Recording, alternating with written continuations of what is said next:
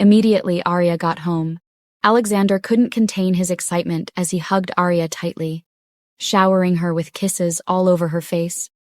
Arya was taken aback by his unexpected display of affection, but she couldn't help but smile. "Wow, what's gotten into you?" Arya asked, her voice filled with surprise and amusement. Alexander's heart swelled with pride as he looked into Arya's eyes. "You did it, Arya. You made LH Star win with your designs," he said, his voice filled with admiration and joy. "I'm just so proud of you."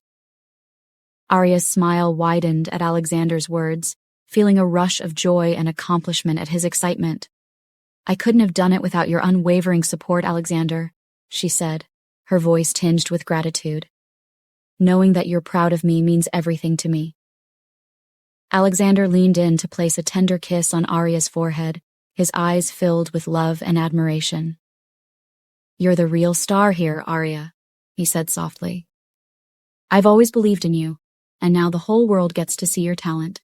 Arya's heart swelled with warmth at Alexander's words, feeling a rush of gratitude for his unwavering support.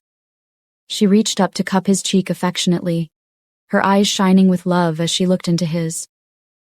"Thank you, Alexander," she said softly, her voice filled with sincerity. "Your belief in me means everything to me.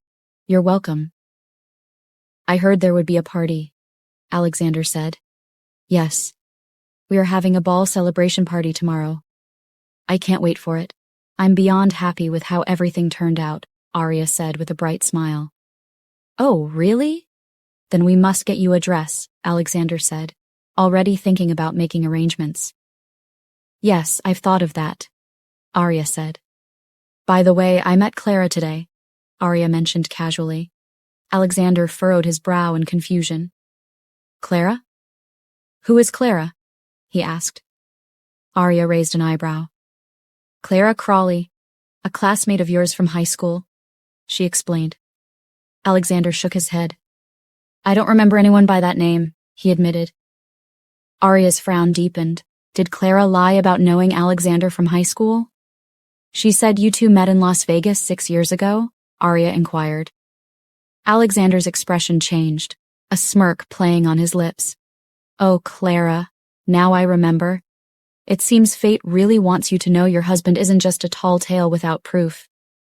Remember when I told you I was the undisputed king during my high school days? Clara was one of the cheerleaders who used to have a crush on me," he said teasingly. Arya scoffed and rolled her eyes. "You've started again," she chuckled, shaking her head. "Let's just go have dinner." "We have the whole of tomorrow to ourselves," Alexander suggested, wanting to enjoy the evening with Arya. Arya shook her head. "No, I have work tomorrow," she explained. "Don't go to work tomorrow." "Ask for a day off," Alexander insisted, already reaching for his phone to send a message to Richard, requesting a day off for Arya. "I promise to make the most of tomorrow and enjoy every moment of it with you," Arya said. With a tender smile, she leaned in to press a lingering kiss on his lips, savoring the connection they shared. At that moment, surrounded by love and support, Arya felt truly blessed to have Alexander by her side. The following day.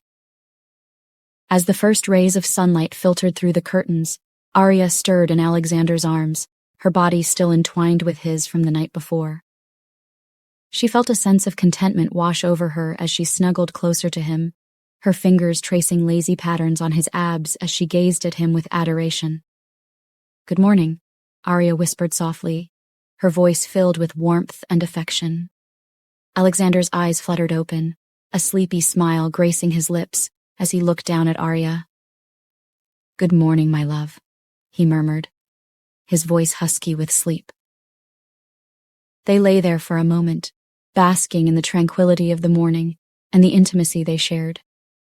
Arya couldn't help but marvel at the depth of their connection, feeling grateful for the love they had found in each other. "You were amazing last night," Alexander said, his voice filled with admiration as he caressed Arya's cheek tenderly. "I feel like the luckiest man in the world to have you by my side." Arya's heart swelled with love at his words, her cheeks flushing with warmth. "I feel the same way about you," she replied, her voice filled with sincerity. You mean everything to me, Alexander. They lay there in silence for a while longer, savoring the closeness they shared. At that moment, there were no worries or doubts, just the overwhelming sense of love and gratitude that bound them together. As Arya's hand slowly trailed down Alexander's abdomen, he couldn't help but close his eyes, a soft groan escaping his lips at her gentle touch. The sensation sent shivers down his spine, igniting a fire within him that only she could quench. You're going to be the death of me, you know that? Alexander teased, his voice laced with desire as he looked down at Arya with a playful glint in his eyes. Arya chuckled softly, rolling her eyes at his playful remark. Oh, please. You love it, she teased back, a mischievous smile playing on her lips as she stood up from the bed, the sheets cascading around her like a waterfall. Alexander's gaze lingered on her as she moved, admiring the graceful curve of her back and the gentle sway of her hips. He couldn't help but feel a surge of desire coursing through him, his heart racing at the sight of her beauty.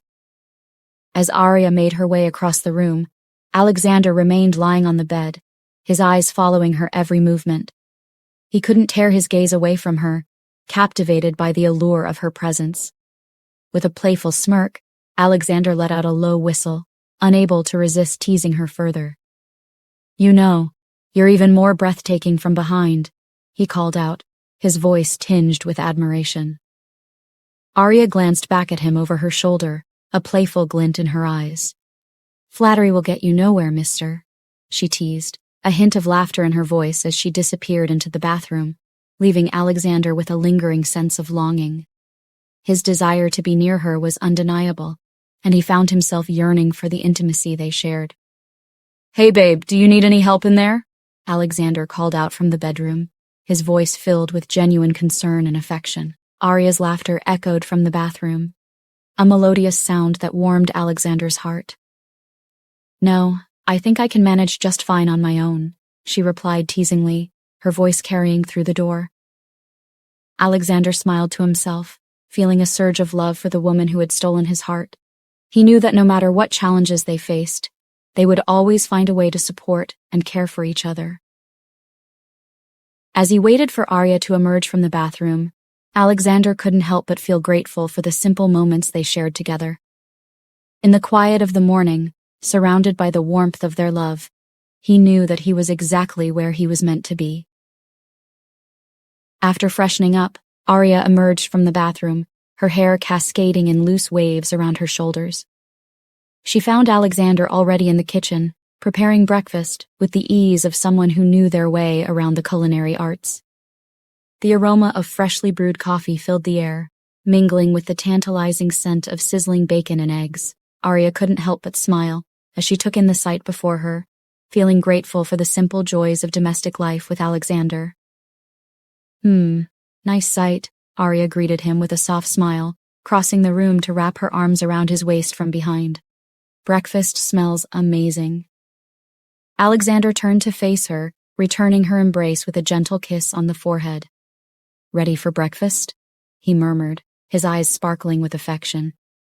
I wanted to make something special for us to celebrate your victory yesterday. Arya's heart swelled with warmth at his words, feeling a rush of gratitude for his unwavering support. I'd love that, she replied, returning his smile with one of her own. As they sat down to breakfast, Arya couldn't help but feel a sense of contentment wash over her. The warmth of Alexander's presence filled her with a sense of peace and happiness, and she knew that there was nowhere else she'd rather be. At Ryan's family house. So tomorrow is the ball? I really can't wait for it. I'm hoping to go shopping with Isabella. I'm sure Isabella is going to be the prettiest at the ball tomorrow, Eva exclaimed with excitement, her eyes sparkling with anticipation. Ryan couldn't help but smile at his sister's enthusiasm.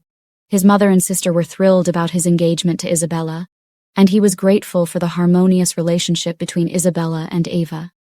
However, he pushed aside thoughts of the recent tensions at the company, not wanting to dwell on what Isabella had done to Arya. In a few days from now, we would start preparing for the wedding. I'm sure Arya would be regretting what she did to you, Rebecca commented, her tone laced with a hint of satisfaction. Eva rolled her eyes at her mother's remark. I can't really believe she'd actually come to work at LH Star just to get my brother's attention again. Is it that Alexander isn't satisfying her enough? Eva snorted, her disbelief obvious. Ryan's gaze hardened at the mention of Arya, but he maintained his composure. I don't want to think about Arya anymore, but anyway, I won't deny the fact that it's good that her designs made LH Star win. It seems she's not that useless after all, he remarked, trying to steer the conversation away from Arya. Rebecca snorted dismissively. Let's focus on your marriage with Isabella. She is the priority here. Arya can remain married to her jobless husband for all we care. You didn't lose, Ryan. She is the one who did, Rebecca asserted, her tone resolute. Eva bit her lip in a playful manner, her expression turning thoughtful. But I won't lie, Mother. I actually miss Arya sometimes in some ways. You know, she cleans the house for us anytime she visits. She washes my clothes and even cooks for us. Now that she's no longer with my brother, things have changed. I've been the one doing the washing of my clothes, and I miss her cooking, Eva groaned, reminiscing about the comforts Arya used to provide. Now that the wench is gone, I've been the one washing my clothes. Eva groaned in her thoughts. Rebecca glared at her daughter, her brows furrowing in disapproval. What? Why would you be missing that girl? She demanded, her tone sharp and incredulous. Eva shifted uncomfortably under her mother's gaze, suddenly feeling self-conscious about her confession. I mean, it's not like I miss her that much, she stammered, backpedaling slightly. It's just that, she was helpful around the house, and now that she's not here anymore, things feel different, Eva explained, trying to downplay her admission. Rebecca's expression softened slightly, though her disapproval lingered. Well, we managed perfectly fine before Arya came into the picture, and we'll manage perfectly fine without her, she declared, her tone firm and resolute. Besides, Isabella will soon be part of our family, and she'll fill any gaps that Arya left behind. Eva nodded. Yeah, you're right, Mom. Isabella is amazing, and I'm sure she'll make a wonderful addition to our family, she said, smiling. Anyway, I'm excited about tomorrow night's ball. Would Arya be there? Stop bringing that wench's name up. You're making it sound like you're obsessed with her. Isabella is the best choice your brother has ever made, Rebecca said. The day of the ball has finally arrived. The day everyone had been awaiting had finally arrived. The LH Star celebration party in honor of winning the exhibition. In Alexander's penthouse, the soothing sound of Arya's bath filled the air, creating a tranquil atmosphere as she prepared for the evening ahead. Just as she was about to start getting ready, the doorbell rang, interrupting her thoughts. Could that be Alexander? Because he has left home since morning and hasn't been back. Curiosity piqued. Dressed in her pink bathrobe, Arya made her way to the door, wondering who could be calling at this hour. As she swung the door open, she was greeted by the sight of Nathan standing on the other side, holding a bundle of clothes. Good evening, Nathan. How may I help you? Arya inquired, her brow furrowing slightly in confusion. Nathan's smile was warm as he greeted her. Good evening, Arya. Alexander said I should give you this, he said, motioning towards the bundle in his arms. And these are the people who will be styling your hair and doing your makeup, he added, stepping aside to reveal the hairstylist and makeup artist behind him. Arya's eyes widened in surprise at Nathan's revelation. You mean Alexander arranged all of this for me? She asked, her tone filled with astonishment. Nathan nodded, confirming her suspicions. Yes, he did. He said he would come pick you up in an hour, he replied. Okay. Come in, Arya said, stepping back to allow them entry into the penthouse. Good evening, ma'am. The hairstylist and makeup artist greeted Arya as they entered, their voices filled with professionalism and warmth. As they settled in, Arya's heart raced with anticipation, wondering what surprise awaited her inside the bundle Nathan had brought. With trembling hands, Arya reached out and carefully untied the ribbon, her breath catching in her throat as she peeled back the layers of fabric to reveal the gown within. However, as the luxurious fabric cascaded down, Arya's eyes widened in shock and awe. The gown was a masterpiece of unparalleled beauty, crafted from the finest silk and adorned with intricate beadwork that sparkled like diamonds in the soft light of the penthouse. It was a vision of opulence and extravagance, unlike anything Arya had ever seen before. Arya gasped in disbelief as she took in the gown's exquisite details, her mind reeling at the thought of wearing something so incredibly valuable. She couldn't help but wonder how much such a dress would cost, knowing that it must be worth millions. "Nathan, what? What is this?" Arya stammered, her voice filled with awe and wonder. Nathan smiled, his eyes twinkling with mischief as he watched Arya's reaction. "This, ma'am, is the dress Mr. Alexander has chosen for you to wear to tonight's party," he explained, his tone filled with pride. Arya's heart skipped a beat at his words, her mind racing with questions. But this dress, it's worth millions," she exclaimed, unable to contain her astonishment. Nathan nodded, confirming her suspicions. Only if she knew how wealthy her husband was anyway. She was going to find out tonight. "Yes, ma'am. It's a one-of-a-kind creation, specially commissioned for this occasion," he revealed, his tone tinged with reverence. Arya's mind whirled with disbelief as she tried to process the enormity of the gift Alexander had bestowed upon her. She couldn't fathom the thought of wearing something so valuable, knowing that it was a testament to his love and generosity. He did all this for me," Arya whispered, her voice barely above a whisper as she looked up at Nathan, her eyes shining with emotion. Nathan nodded, a warm smile spreading across his face. "Yes, ma'am. Mr. Alexander wanted to make tonight extra special for you," he replied, his voice filled with sincerity. Tears welled up in Arya's eyes as she reached out to touch the delicate fabric of the gown, feeling overwhelmed. "Didn't it cost him so much to get this?" Arya asked. As the hairstylist and makeup artist got to work, Arya settled into a chair, feeling a sense of excitement bubbling within her. With skilled hands and meticulous attention to detail, they transformed her appearance, accentuating her natural beauty and enhancing her features. The hairstylist expertly crafted elegant curls that cascaded down her shoulders, adding a touch of glamour to her look. Meanwhile, the makeup artist worked her magic, creating a flawless complexion and accentuating Arya's eyes with subtle smoky tones and fluttery lashes. As Arya admired her reflection in the mirror, she couldn't help but feel a surge of confidence wash over her. The transformation was breathtaking, and she knew that tonight she would turn heads and command attention wherever she went. With her hair and makeup complete, it was time for the showpiece, the dress. Nathan carefully presented the garment, unwrapping it to reveal a stunning creation that took Arya's breath away again. Arya's heart fluttered with excitement as she slipped into the dress, feeling its luxurious fabric envelop her like a second skin. As she gazed at her reflection in the mirror, Arya couldn't help but feel a rush of pride. She looked ravishing, radiant, and utterly captivating, a vision of beauty and grace that left her speechless. With a final flourish, Nathan fastened the delicate straps of the gown, ensuring that every detail was perfect. As Arya turned to face him, a smile of sheer delight graced her lips. "Thank you, Nathan," she said, her voice filled with gratitude. "Please convey my thanks to Alexander as well. Everything is just so incredible." Nathan nodded, a knowing smile playing on his lips. "I will, ma'am." "You look absolutely stunning," he replied, his words filled with sincerity.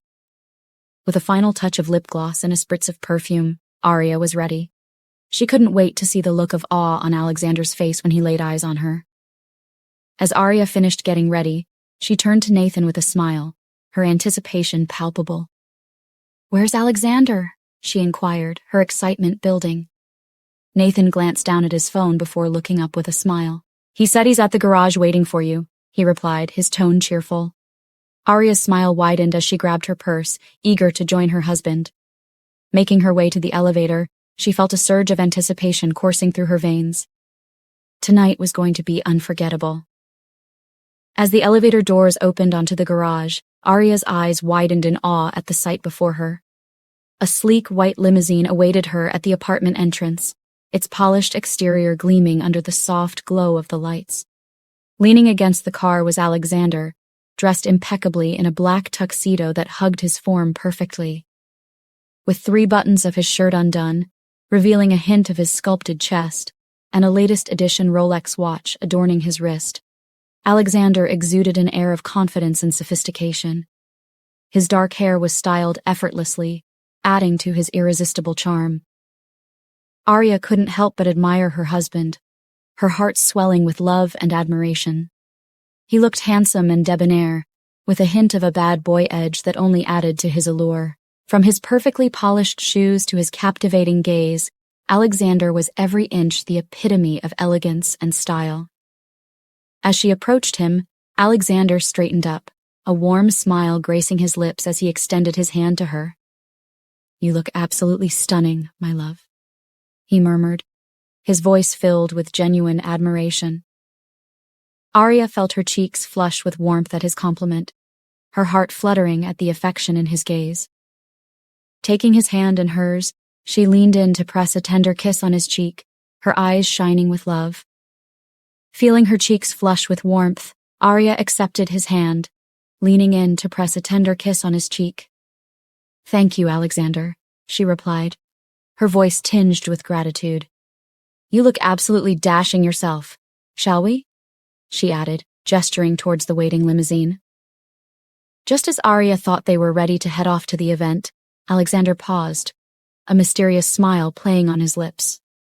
"Wait, I have something for you," he announced, reaching into his pocket to retrieve a jewelry box. Arya's eyes widened in surprise as Alexander opened the box, revealing a stunning diamond necklace inside. Gasping in awe, she couldn't help but be taken aback by the extravagant gift.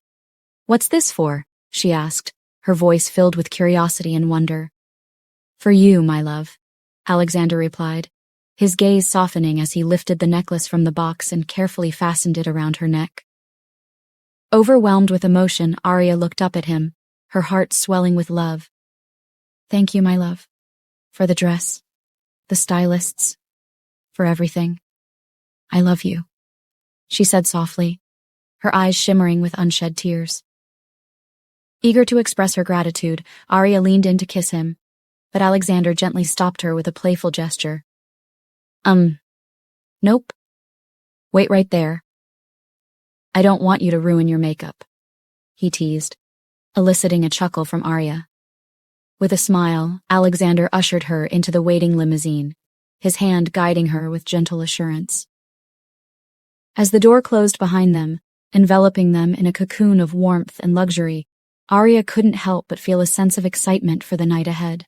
With Alexander by her side, anything was possible, and she couldn't wait to see what the evening had in store.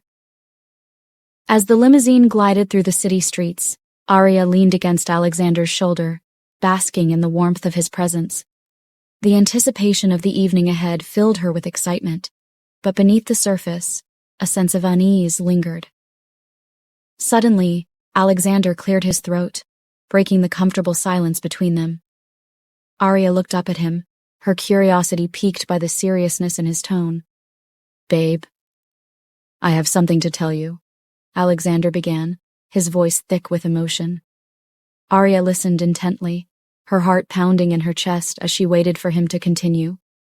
There was something in his expression that told her whatever he was about to say was significant. "Yes, love. I'm all ears," she replied softly, her eyes searching his face for clues. Taking a deep breath, Alexander forged ahead, his words weighed down by the gravity of his confession. "I've been keeping a secret from you. I know it's going to be hard for you to forgive me for keeping something so important from you, but trust me, I had my reasons for doing so," he admitted, his voice tinged with regret.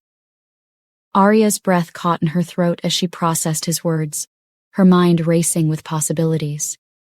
What could Alexander be hiding from her? The tension in the air was palpable as she waited for him to reveal the truth. Then, in a moment of vulnerability, Alexander laid bare the truth. I am the CEO of LH Star, he confessed, his voice barely above a whisper. For a moment there was silence in the limousine as Arya struggled to comprehend the enormity of his revelation. The weight of his words hung heavy in the air, and she felt a whirlwind of emotions sweep through her. Staring at him in disbelief, Arya's mind raced with questions, her heart torn between love and betrayal. How could Alexander have kept such a monumental secret from her for so long? As the truth sank in, Arya felt a flood of conflicting emotions wash over her. Shock, confusion, and a deep sense of hurt. She couldn't help but wonder why Alexander had felt the need to keep his true identity hidden from her. Taking a moment to collect her thoughts, Arya finally spoke, her voice tinged with a mix of disbelief and longing. Alexander, why didn't you tell me sooner? She asked, her tone filled with a sense of vulnerability. With a heavy heart, Alexander met her gaze, his eyes filled with remorse. I wanted to protect you, Arya. I thought that by keeping this secret I could shield you from the pressures and expectations that come with being the CEO of LH Star, he explained, his voice laced with regret. Arya listened in silence, her heart aching with the weight of his words. She understood his intentions, but she couldn't shake the feeling of betrayal that lingered in her heart. As Arya gazed into Alexander's remorseful eyes, a wave of understanding suddenly washed over her. With a heavy heart, she realized that Alexander's intentions had always been pure. He had kept his identity hidden not out of deceit, but out of a deep desire to protect her from the pressures and expectations that came with being the CEO of LH Star. In his mind, he was shielding her from a world that could potentially overwhelm her, and for that, she couldn't fault him. Despite the enormity of his secret, Alexander had always been a devoted and loving husband, showering her with affection and care. He had gone above and beyond to ensure her happiness, even if it meant sacrificing his own truth in the process. With a soft smile, Arya reached out to gently caress Alexander's cheek, her touch conveying the depth of her understanding and forgiveness. I understand, Alexander, she whispered, her voice filled with warmth and reassurance. You did what you thought was best for us, and for that, I am grateful. At that moment, Arya realized that their love was stronger than any secret, and that, together, they could weather any storm. As the limousine continued on its journey towards the grand celebration awaiting them, she knew that their bond would only grow stronger with each passing moment. As the sleek white limousine glided to a stop at the open garden party, all eyes turned toward it, curiosity piqued. The Harrington family had already arrived, ruling them out as the occupants. Richard, too, was already present, eliminating him as a possibility. So, the question lingered. Who could it be? Ava's eyes widened in astonishment as she beheld the magnificent limousine. Its polished exterior gleamed under the soft glow of the party lights, exuding an air of opulence and mystery. Brother, who could that be? She exclaimed, turning to Ryan, who stood beside her with his arm wrapped around Isabella. Meanwhile, Isabella, dressed to kill in a stunning ensemble, reveled in the attention of every man present, relishing the power she held over them. Ryan, equally intrigued, turned his gaze towards the limousine, his expression mirroring Eva's bewilderment as he pondered its owner. Julian, engaged in conversation with a group of business people and his father, raised a skeptical brow at the sight of the limousine. With a glass of champagne in hand, he observed the vehicle with keen interest. As the tension mounted, Ethan voiced the question on everyone's mind. Who do you think the person in that vehicle is? He asked, his frown betraying his curiosity. Scarlett voiced her concerns, fearing the unexpected arrival of Alexander. Alexander is not here yet. Could it be him? She speculated, her voice tinged with apprehension. Julian dismissed her suggestion with a dry chuckle, doubting the likelihood of Alexander's ownership of such a luxurious vehicle. And why would you have that ridiculous thought, Mother? Where would Alexander get such a car from? He remarked, his gaze fixed on the limousine. Ethan, amused by his mother's imagination, teased her gently. "Mother, you have a wild imagination," he quipped with a smirk. As the driver's door opened and the chauffeur descended to open the passenger door, a hushed silence fell over the guests, anticipation thick in the air. Slowly and dramatically, the figure emerged from the luxurious confines of the limousine, each step laden with suspense. From the leather shoes emerged Alexander. Ryan's expression morphed into one of utter disbelief, his features frozen in a wide-eyed expression of shock. Isabella furrowed her brow in confusion, unable to comprehend the unexpected turn of events. Beside her, Eva mirrored Isabella's perplexed expression. Julian's hand clenched around his glass, his knuckles turning white as he processed the revelation. The sight of Alexander emerging from the limousine ignited a whirlwind of emotions within him, from surprise to suspicion. Scarlett's exclamation of "What?" echoed through the crowd, her voice tinged with disbelief at the sight of Alexander's unexpected arrival. Gabriel narrowed his gaze at his son, his eyes betraying a mixture of scrutiny and disapproval. Beside him, Grandma Yolanda maintained her usual expressionless demeanor, silently observing Alexander's entrance. Jessica, however, wore a smirk on her face, finding amusement in her brother's dramatic arrival. "It seems my brother never ceases to amaze me. What an entrance," she remarked, her tone tinged with amusement and admiration. In the midst of the commotion, the press and paparazzi descended upon Alexander, their cameras flashing as they captured the unexpected moment. None of them had anticipated such a grand entrance, and they swarmed around him, eager to document every detail. As they clamored for answers, one question lingered in the air. Who had invited Alexander, and what surprises did he have in store for the evening? Meanwhile, Maya couldn't contain her excitement as she whispered to Emma and Oliver about the couple. "Oh my, Arya's husband is just so damn handsome." "I know, right," Oliver chimed in, clearly amused by the spectacle. "Handsome and rich," Emma added, her tone dry yet admiring. As Arya emerged from the limousine, all eyes turned to her, marveling at her radiant beauty. Her gown, worth millions, draped elegantly around her figure, shimmering with every step she took. The intricate details of the dress sparkled in the soft glow of the lights, accentuating her graceful movements. Arya exuded confidence and sophistication, captivating everyone in her path. With her hand in Alexander's, Arya walked into the party, the cameras flashing around them, capturing their every move. They were indeed the epitome of a power couple, commanding attention and admiration wherever they went. As the paparazzi swarmed around Alexander and Arya, eager to capture every moment of their grand entrance, questions flew from the press like rapid-fire bullets. "Mr. Harrington, what inspired your dramatic entrance tonight?" one of the presses asked. "Arya, can you tell us about your stunning ensemble? Who are you wearing?" another asked. "Alexander, are you here as a guest or in an official capacity? What does it feel like to be one of the best-dressed couples at the party? Arya, can you give us a closer look at that exquisite necklace? Alexander, any comments on the rumors surrounding your relationship with your father?" another added. But none of the questions were answered by Alexander as he ignored them. Ryan stood in stunned silence as he gazed at Arya, his ex-girlfriend, who appeared before him looking breathtakingly beautiful and sophisticated. Her presence exuded an air of confidence and grace that he couldn't help but admire. As he glanced at Alexander standing beside her, Ryan couldn't shake off the feeling of surprise and admiration. He had once regarded Alexander as a mere loser, but this grand entrance proved otherwise. On the other hand, Isabella clenched her teeth in frustration as she watched Arya step out of the limousine, adorned in a dress worth more than hers.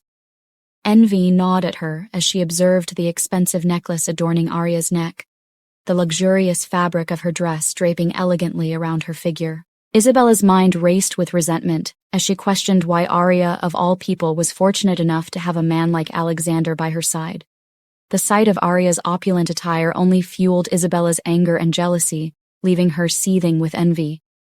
Eva's eyes widened in astonishment as she observed Arya's stunning appearance. Please don't tell me that's Arya.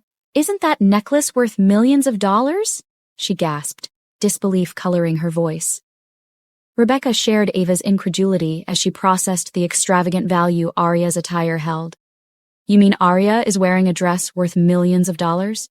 She questioned, her tone a mixture of surprise and skepticism. That's not possible, Rebecca scoffed, struggling to comprehend the exorbitant cost. Meanwhile, Ryan's gaze lingered on Arya, filled with a pang of guilt and longing. Seeing her now, radiating beauty and sophistication, stirred a sense of remorse within him. He couldn't help but wish he was the one by her side, walking into the party together. Regret flooded his mind as he reflected on his past actions, realizing the depth of his feelings for her. Her beauty is indescribable, Ryan thought, silently acknowledging his remorse.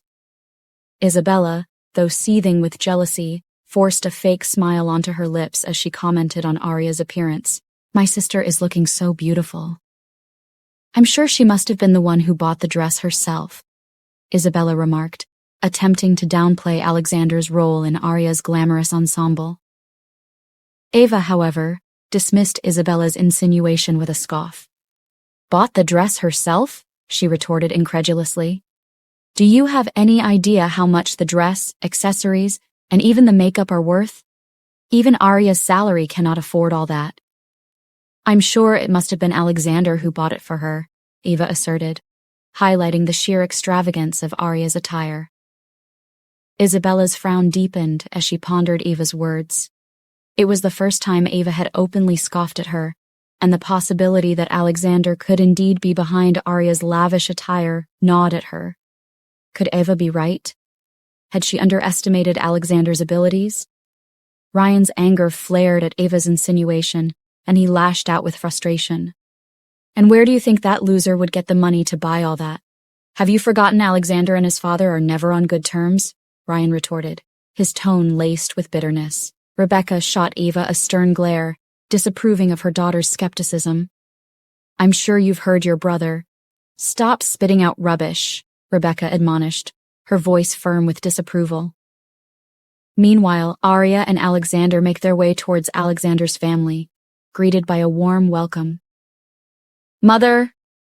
Alexander called out, planting a kiss on Alicia's cheek. I'm glad to see you, he expressed warmly.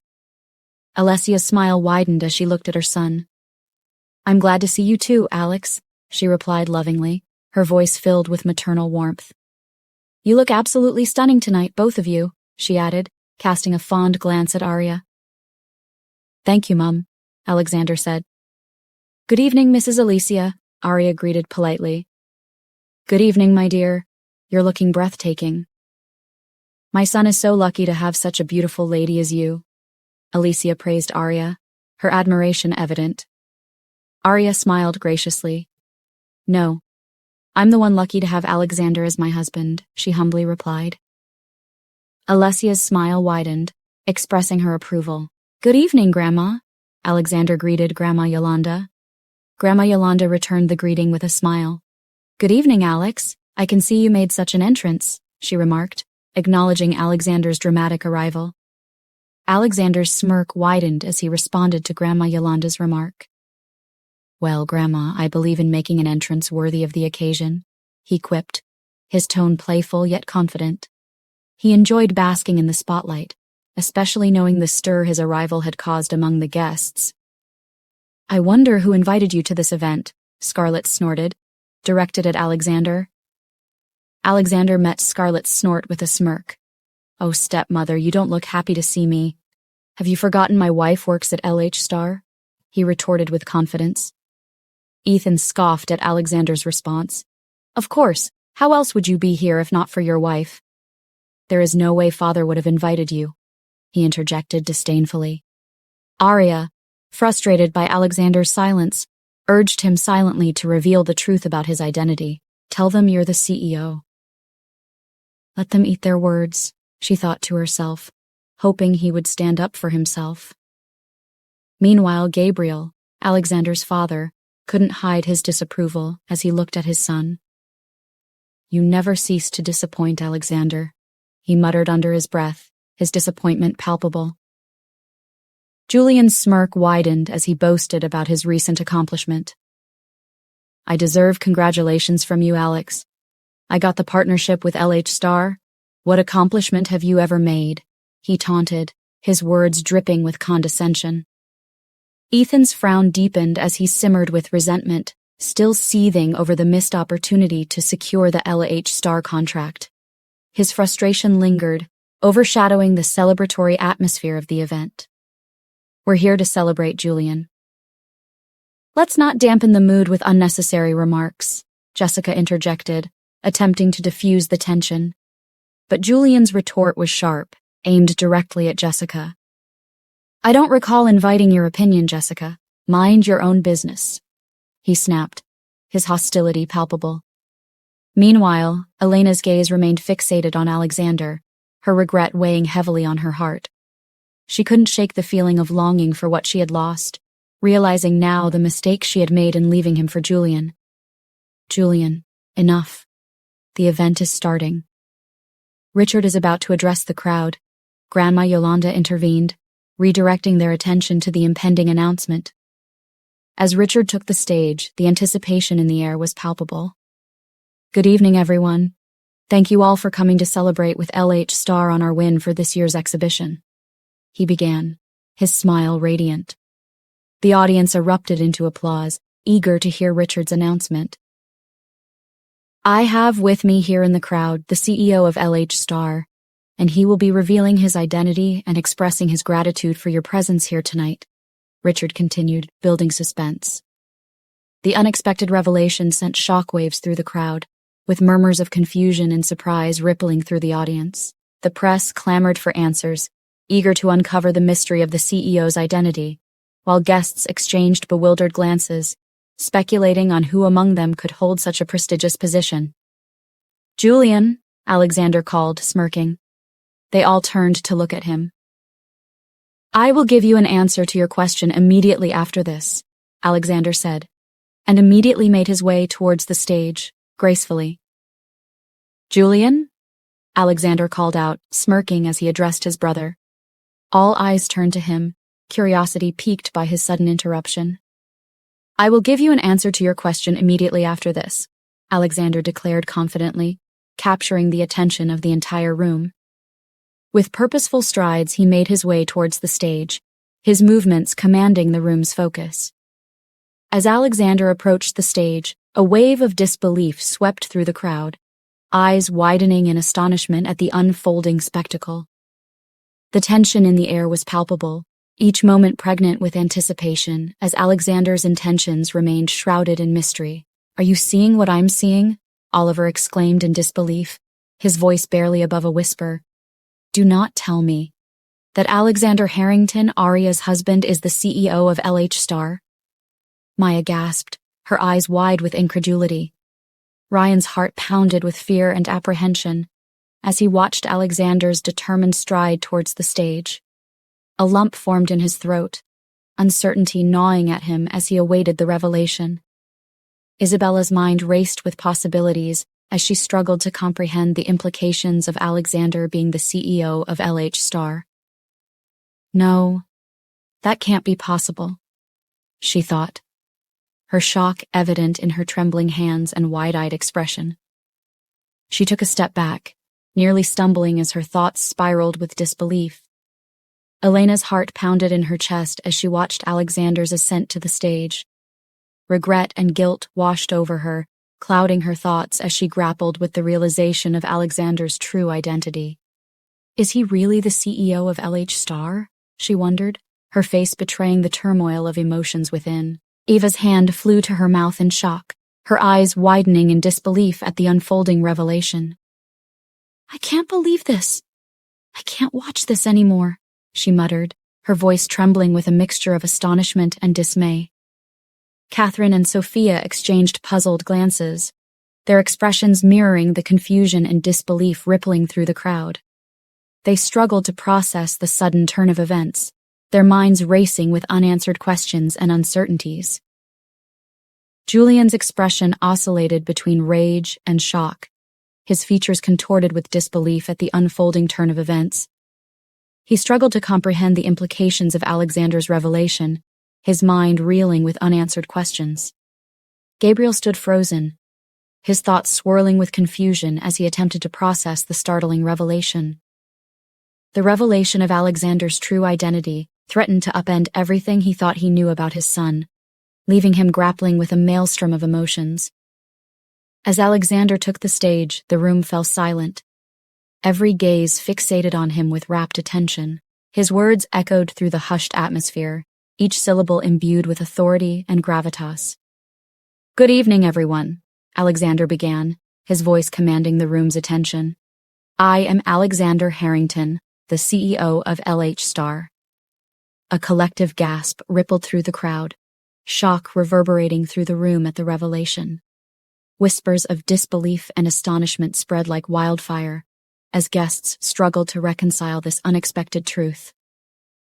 "I know this must be coming as a shock to many of you," Alexander continued, his tone composed yet assured.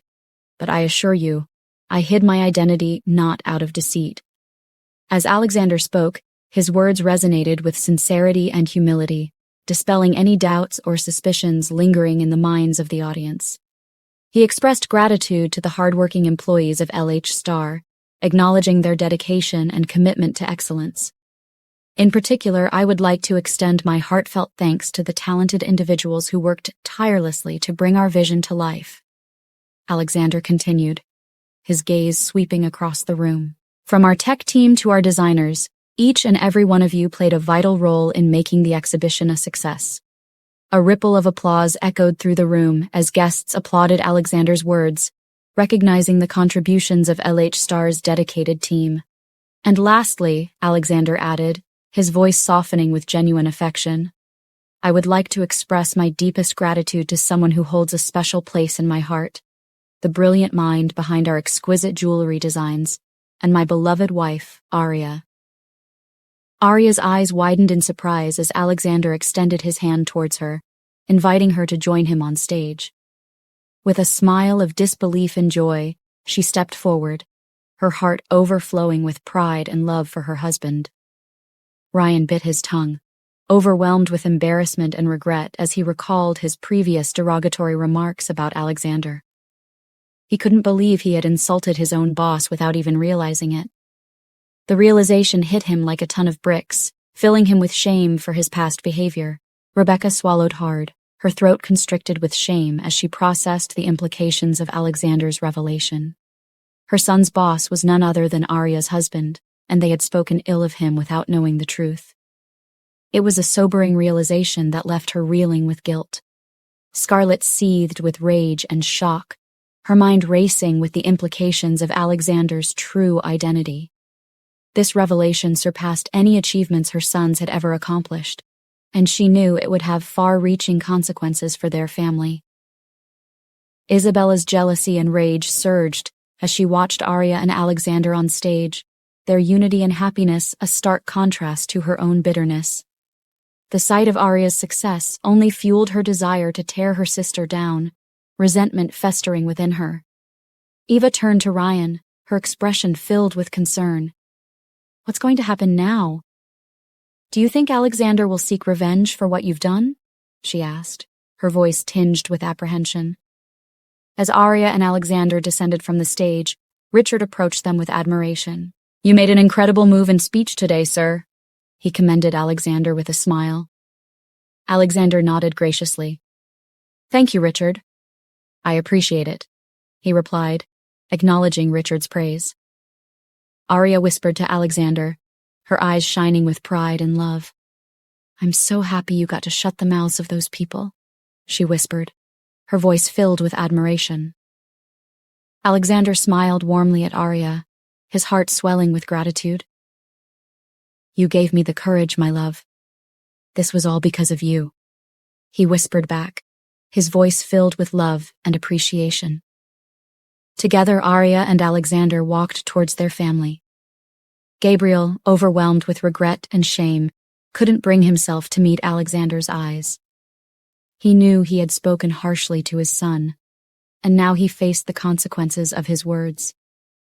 Ethan looked at Alexander with newfound admiration and respect, realizing the magnitude of his brother's accomplishments. Despite being the eldest, Ethan had never imagined Alexander would achieve such success.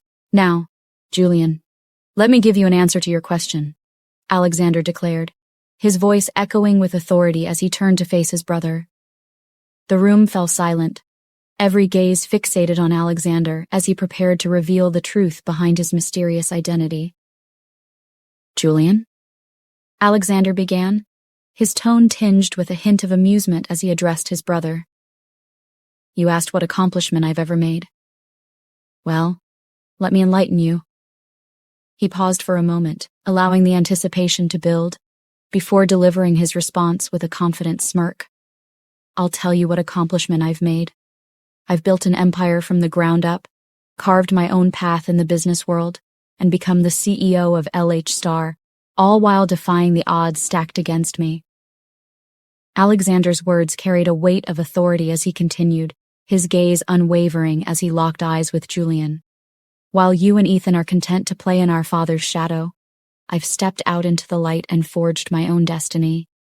I don't need anyone's validation or approval because I've earned my success through sheer determination and tenacity." He let the statement hang in the air, relishing the shock and disbelief that rippled through the room, before concluding with a smirk. "So, Julian, when you ask about my accomplishments, just remember this. I don't just achieve greatness, I redefine it," Alexander said. "Alexander, my dear boy," Grandma Yolanda began, her voice tinged with a mixture of astonishment and pride. "I must say, you continue to surprise and impress me with your accomplishments." She paused, her eyes sparkling with a hint of mischief as she regarded her grandson. "While I must admit this revelation has caught me off guard, I couldn't be more proud of the man you've become. To think, all this time, you've been leading LH Star with such poise and determination." A warm smile graced her lips as she continued, her admiration evident in her voice. "You've always had a fire in you, Alexander, a drive to succeed against all odds. And now, to see you standing here as the CEO of LH Star, it fills my heart with joy and pride." She reached out to pat his hand affectionately, her eyes brimming with affection and pride. "Congratulations, my dear boy. You've truly surpassed all expectations." As the tension began to dissipate, Julian's anger simmered beneath the surface, his mind reeling with the revelation of Alexander's true identity. Staring at his brother in disbelief, he struggled to find the right words to express his emotions, his pride warring with his resentment. "Alexander, I am proud of you," Gabriel stammered out, his voice laced with a hint of awkwardness. "I know," Alexander replied dryly, his tone devoid of warmth. Jessica, always quick to diffuse tension with her light-hearted banter, chimed in with a smile. "Oh, as always, you never cease to amaze me," she remarked, her admiration evident. "This was a big shock to me, brother. I'm happy for you." "Oh, can't believe you're far richer than me," she added jokingly. Alexander let out a chuckle at Jessica's jest. "Ha, I see what you did there," he remarked with a grin. "Excuse me, I would like to have some alone time with my wife," he announced, his gaze shifting to Arya. David, Arya's father, remained in a state of shock, his thoughts consumed by the whirlwind of events that had unfolded that night. From the extravagant arrival to the revelation of Alexander's true identity, he couldn't help but feel a sense of pride, knowing that his son-in-law was a man of considerable wealth and influence. Already, he was considering the possibility of seeking Alexander's assistance to rescue his struggling company from financial ruin. Meanwhile, Ryan grappled with his own dilemma, torn between the fear of facing Alexander as his boss and the remorse of not having believed in him sooner. Turning to his mother for guidance, he sought reassurance in her words. "I just can't believe this. How will I face him? I mean, he's my boss. Do you think I shouldn't have gone and apologized to him?" Ryan questioned anxiously, his voice tinged with uncertainty. Rebecca's expression softened with concern as she regarded her son. "I think you should apologize to him, Ryan. You can't afford to lose this job," she advised, her tone firm yet empathetic. Amidst the lingering tension, the atmosphere began to shift, as soft music filled the air. casting a serene aura over the room. Couples took to the dance floor, swaying to the gentle melody, their movements graceful and fluid as they lost themselves in the rhythm. "I feel relieved after revealing my identity," Alexander confessed to Arya, his voice tinged with a hint of vulnerability. Arya smiled warmly at her husband, her gaze softening with understanding. "I want you to know I no longer feel angry or hurt about you not telling me the truth sooner," she confided, her words filled with sincerity. "Thank you, my love," Alexander replied, his heart swelling with gratitude. "I love you, Arya." Arya's heart skipped a beat at his confession. Arya was filled with joy and warmth, her heart soaring with love for her husband. Despite her overwhelming desire to embrace him and express her own feelings, she maintained her composure, mindful of their surroundings. With a radiant smile, she gently squeezed Alexander's hand and whispered softly, "I love you too, Alexander." Her eyes sparkled with affection as she silently promised to cherish every moment with him, eagerly anticipating the private moments they would share later, away from the prying eyes of the public. Alexander gently kissed Arya's hand and whispered, "I'll be back shortly, my dear. I need to have a word with Richard, but I promise to return to dance with you." Arya smiled and nodded in understanding, her eyes following Alexander as he made his way towards Richard. However, before he could reach him, David intercepted him. Grace stood behind David, her expression a mix of shock and respect as she looked at Alexander. Grace was utterly shocked by the revelation. Alexander, the CEO of LH Star? How could that be possible? She had always believed the rumors about him, viewing him as the illegitimate and scorned son of Gabriel Harrington. Despite his wealthy background, everyone in their circle regarded him as a failure, someone his father disdained and dismissed. Grace herself had often spoken ill of Alexander, echoing the sentiments of many. She vividly remembered when Gabriel had sought a match for Alexander from David, her husband. Grace had vehemently opposed the idea, resenting the thought of her daughter Isabella being paired with Alexander. Isabella, too, had voiced her objections, denouncing Alexander and his supposed shortcomings. In a bid to safeguard her daughter's future, Grace had urged David to offer Arya's hand in marriage instead, believing it to be a more advantageous match for the family. Now, faced with the truth, Grace couldn't help but rue her decision. She realized she had gravely underestimated Alexander and deeply regretted her role in marrying Arya to him instead of Isabella. Grace's inner thoughts echoed with self-reproach. "Oh, I'm so foolish. How could I have made such an error in judgment? If only I had known the truth about his wealth," she murmured to herself as she and David halted in front of Alexander.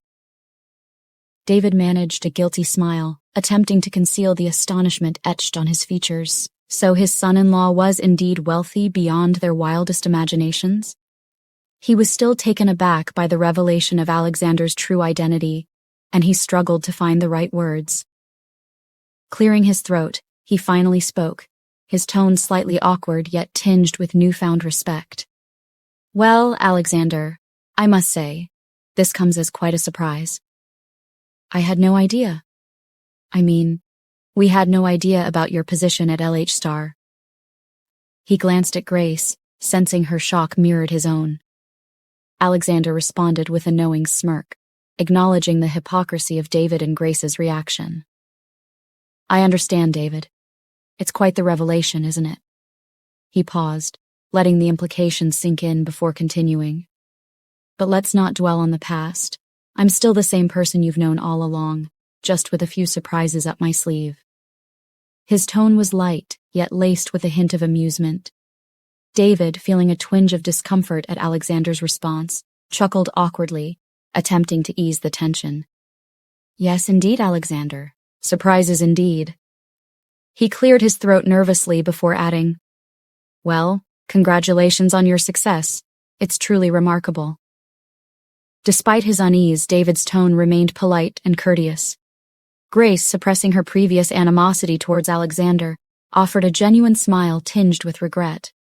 "Congratulations, Alexander," she said softly, her tone reflecting a newfound respect. "You've truly surpassed our expectations." Her words carried a hint of remorse as she inwardly wished she had arranged for Isabella to marry Alexander instead of Arya. Alexander maintained a polite facade, despite his lingering animosity towards Grace. With a cool demeanor, he replied, "Thank you, Grace. Your kind words are appreciated." His tone remained cordial, yet there was a subtle undercurrent of disdain, reflecting his disdain for Grace's past mistreatment of Arya and her attempts to undermine their relationship. Grace, sensing Alexander's subtle disdain, attempted to redirect the conversation towards a more neutral topic. "Speaking of family," she began, her tone carefully neutral, "Isabella has been quite taken with your success, Alexander. I'm sure she regrets not seeing your potential sooner." Despite her attempt to sound conciliatory, there was a hint of manipulation in her words, subtly trying to sow discord between Alexander and Arya by mentioning Isabella's admiration for him. Alexander narrowed his eyes slightly at Grace's attempt to bring up Isabella, seeing through her thinly veiled intentions. "Really? I'm sure you must be aware of how well Isabella is faring in my company," he replied, his tone cool and composed. "Although there have been some slight changes recently that I find rather amusing." His words would carry a subtle warning, hinting at his knowledge of David's scheme and implying that he is not to be trifled with. David, catching Alexander's implication, felt a pang of guilt and apprehension. What did Alexander mean by slight changes? Did he know about their attempts to sabotage his company? The realization dawned on David that if he had known Alexander's true identity as the CEO, he would never have entertained such harmful thoughts. Instead, he would have recognized the potential benefits of aligning with Alexander, rather than attempting to undermine him.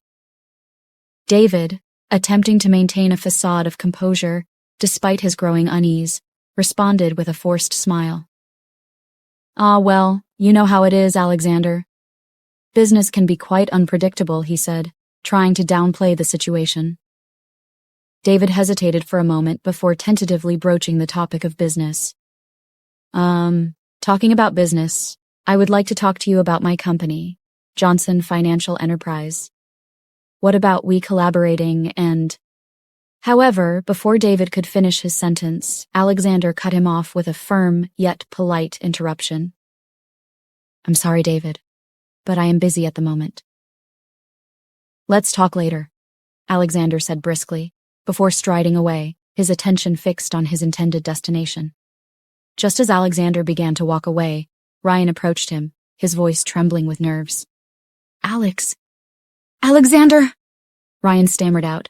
Visibly shaken by the encounter, Alexander stopped abruptly, fixing Ryan with an intimidating gaze that left no room for misunderstanding. "Did you just call my name?" Alexander inquired, his tone carrying a hint of displeasure. Ryan chuckled awkwardly, his expression a mix of regret and guilt. "Yes, I did," he admitted sheepishly, fully aware of his mistake. Alexander's gaze remained stern as he reminded Ryan of their professional relationship. "It's Mr. Harrington to you, Ryan," he asserted firmly, emphasizing the proper form of address given their professional hierarchy. Ryan's expression shifted from nervousness to a mixture of guilt, regret, and determination. He gulped audibly, feeling a lump form in his throat as he clenched his fists tightly, his knuckles turning white. Despite his shame for underestimating Alexander in the past, he knew he couldn't afford to lose his job. Mr. Harrington," Ryan's voice came out shakily. "I wanted to say I apologize for not recognizing you sooner." Alexander raised a brow and shook his head. Was this really an apology? Without another word to Ryan, Alexander walked towards Richard. "Is everything going as planned?" "Upload the video in the next 1 hour," Alexander said to Richard, his tone firm. "Yes, everything is going as planned. Nathan has noted that. The police will be here very soon." "Rest assured the culprit will be arrested today," Richard replied promptly, his tone indicating confidence in their progress. "Good," Alexander acknowledged, though his attention had already shifted to Julian approaching Arya. A frown creased Alexander's forehead, his knuckles tightening as he observed Julian's approach. "What the hell is he up to?" he muttered under his breath, his voice husky with a mix of frustration and concern. "Are you referring to Julian?" Richard inquired, noticing Alexander's change in demeanor. "Yes." "I think I need to put him in his place properly," Alexander responded, his tone leaving no room for argument. "I don't like him anywhere near my wife." "Incoming." "Elena is approaching you," Nathan interjected, alerting Alexander to Elena's presence. Alexander maintained a stern gaze as his eyes darted to Elena, her figure clad in a striking green silk gown with a thigh-high slit, her hair elegantly styled in a bun. "Alex," Elena called softly, her voice tinged with regret and longing. Alexander turned to face her, his expression guarded yet curious. "Yes," he replied, his tone neutral as he awaited her next words. Elena took a step closer, her gaze sincere as she met Alexander's eyes. I just wanted to say that I'm sorry," she began, her voice wavering slightly with emotion. "I know I hurt you deeply and I regret it every day." Alexander's brow furrowed slightly, his gaze searching Elena's face for any hint of insincerity. Despite the passage of time, the wounds inflicted by her betrayal still lingered, raw and unresolved. "I appreciate your apology, Elena," Alexander replied evenly, his tone guarded yet not devoid of empathy. "I don't want to have anything to do with my vomit anymore," he replied, hinting that she was his vomit. Elena nodded, her eyes brimming with unshed tears. "I understand," she whispered, her voice barely above a murmur. I wish things could have been different between us." As Elena's words hung in the air, Alexander's demeanor shifted, his expression hardening as he listened to her apology. Despite her attempt at sincerity, he couldn't shake the feeling of distrust that lingered between them. "Oh, please, spare me that talk and apology, Elena." Alexander chuckled dryly, his tone laced with sarcasm. His words cut through the tension, leaving no room for misunderstanding. "We all know that if it weren't for knowing who I am, you wouldn't have said those words. You're really pathetic." His gaze drifted towards Arya and Julian, a flicker of anger and jealousy igniting within him at the sight of them still conversing. The realization only fueled his irritation, intensifying his desire to put an end to the situation. Without sparing Elena another glance, Alexander moved to walk past her, but she seized his arm, her touch sending a shiver down his spine. He turned to face her, his expression hardening as he met her gaze. "You're wrong, Alex. I still love you." "I've always had," Elena pleaded, her voice tinged with desperation. Alexander's jaw tensed, his patience wearing thin at her persistence. "Look here, Elena," he began, his voice firm and unwavering. "I have a wife, and I love her." "No, I love her," he emphasized, his tone leaving no room for doubt. "And let it be clear to you that whatever game you think you're playing with my brother, I would never fall for it. You know why? Because seeing you makes me want to puke." Elena's expression faltered, a flicker of hurt crossing her features at his harsh words. She shook her head, unable to back down now. "What exactly do you see in her? Why do you love her, huh?" Elena asked, her voice tinged with frustration. But Alexander remained silent, refusing to engage with her. Elena scoffed, feeling a surge of determination. "You see, you don't even know why you love her. But I do know the reason why I love you, Alexander. I love everything about you. Your height, your physique, your dominating gaze, your smirk, your voice, and how sweet you can be. I want you back, Alex. There's no way Arya could make you happy like I used to." Meanwhile, Arya noticed the exchange and felt a pang of jealousy. She was curious as to what they were talking about that she didn't pay attention to most of what Julian was saying. "May I have this dance with you?" Julian asked, his tone hinting at mischief.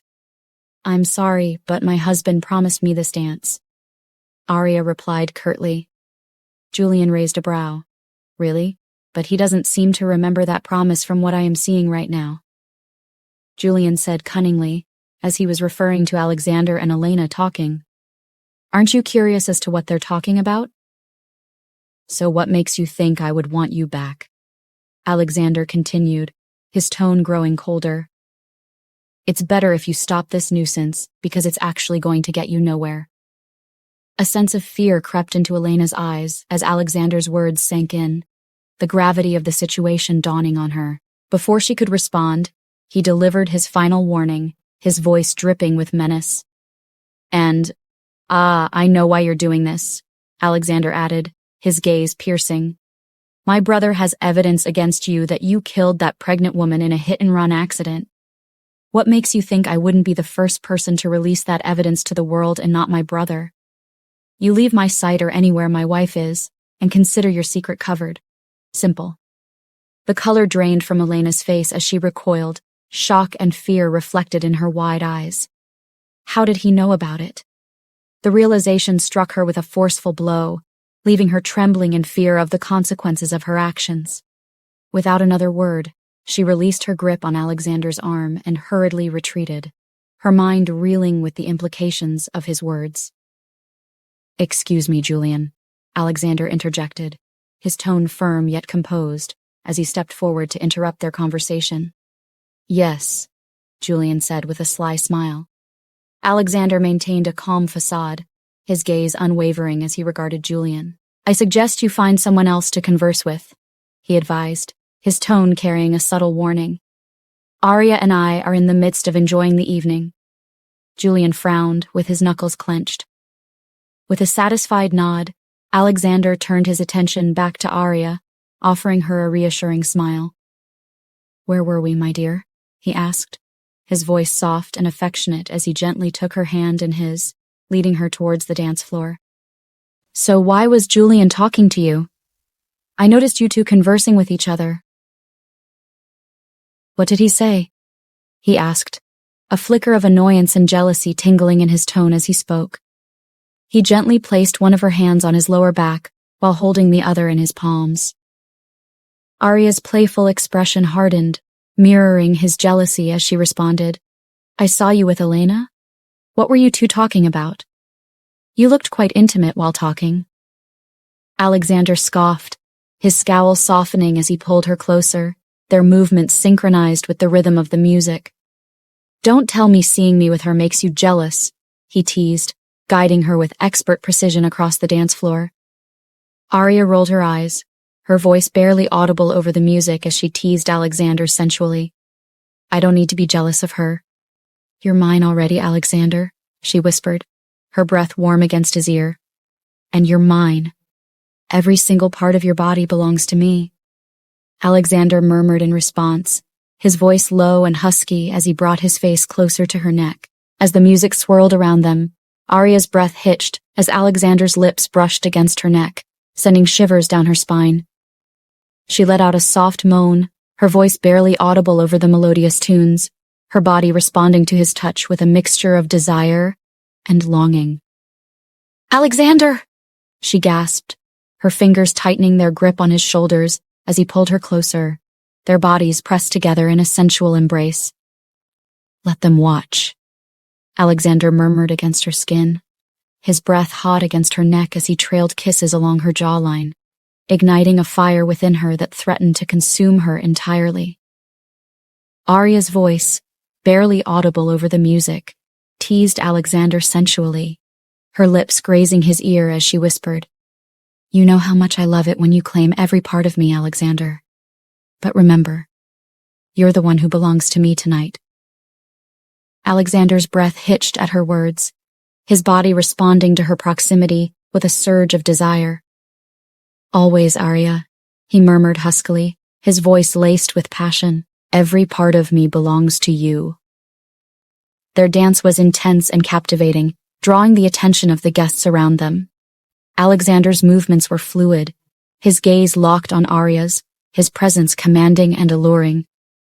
Alexander murmured, his voice low as he spun her around, eliciting applause from the onlookers. "I have a gift for you tonight." Arya raised a brow in surprise. "A gift? Weren't the necklace and the dress enough?" she questioned, her curiosity piqued. "No, they aren't gifts.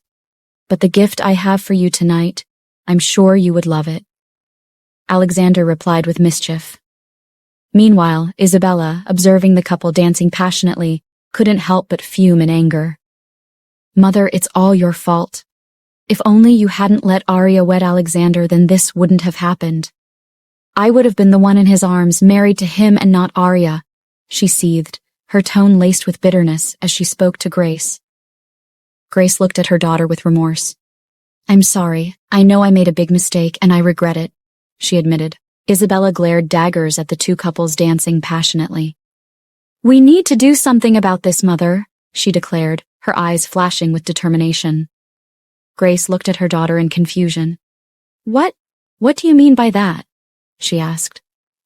Isabella's lips curled into a sly grin as she revealed her plan. I'm going to get Alexander. I'll make him mine, she declared with conviction, her eyes glinting with a dangerous fervor. Grace's eyes widened in disbelief. That's not possible. He's a married man. He is married to Arya. What do you think of getting him? She exclaimed. Anything I want, I get it. And that includes Alexander. Don't worry, you'll see. I will use my skills to get him. I won't let Arya enjoy all these luxuries alone, Isabella declared confidently. How are you so confident you'll succeed in getting him?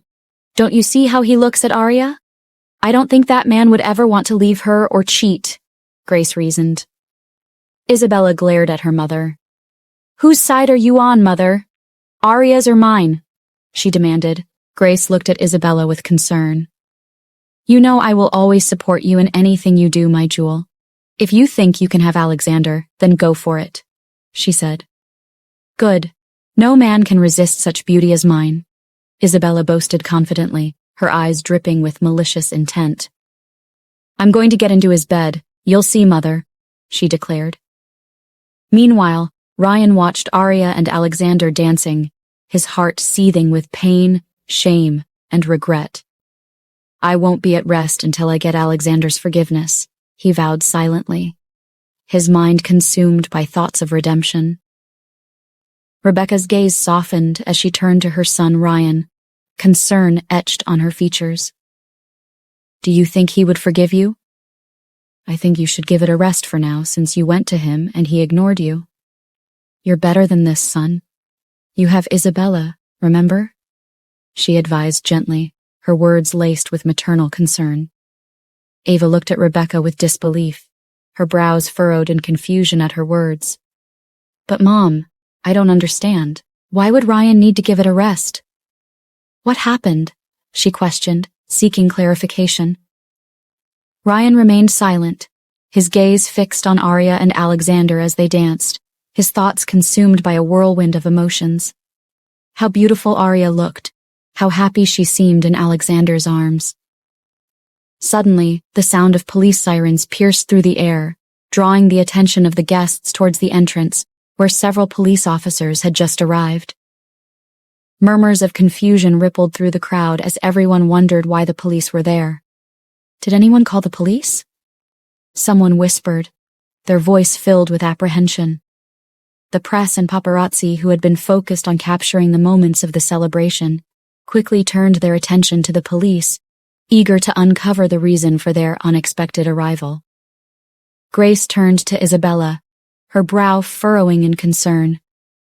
Do you know why the police are here? Are they here to arrest someone? She inquired, her voice tinged with worry. Isabella rolled her eyes dismissively. I have no idea, and I couldn't care less, she replied curtly, her attention fixed on the couple dancing in the center of the garden. Scarlett scoffed, her lips twisting into a sneer. Seeing the cops here, one thing comes to my mind. Maybe Alexander has caused a bigger problem? She insinuated, her tone dripping with contempt. Alicia frowned, her gaze narrowing at Scarlett's implication. What do you mean by that? She challenged, her voice sharp with disapproval. Scarlett rolled her eyes in exasperation. Isn't it obvious? The police just barged into the party uninvited, and who's the host?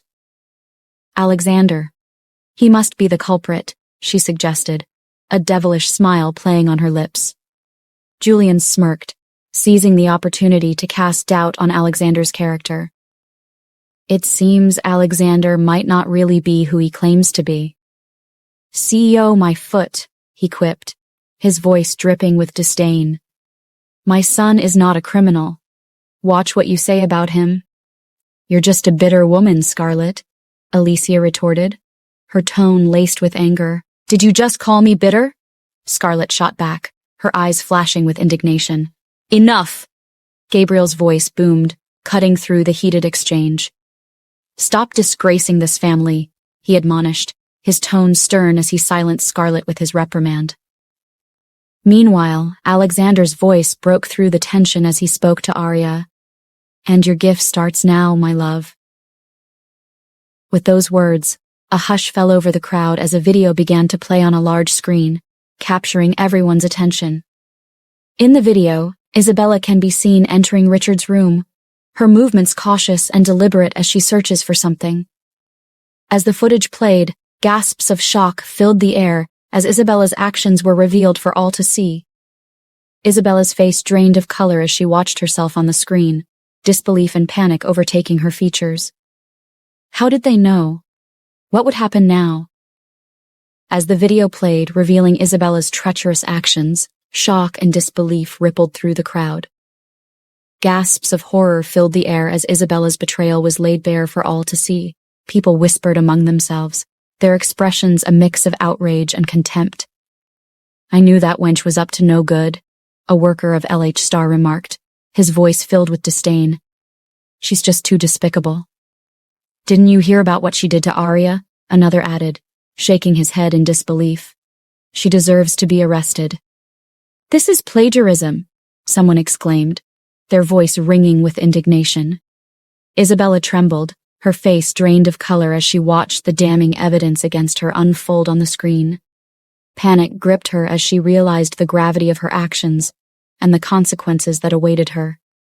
Grace looked on in shock, her heart sinking as she struggled to comprehend the magnitude of her daughter's fall. She needed to do something to help Isabella, to protect her from the fallout of her own mistakes. Meanwhile, David gritted his teeth in frustration, cursing Isabella for her reckless actions. He prayed silently that she wouldn't mention his involvement, knowing that his own reputation and career were at stake. Ethan swallowed hard, his throat constricting with fear as he realized the extent of the trouble they were all in. No one must know of his role in the failed sabotage, or he risked losing everything he had worked so hard to achieve.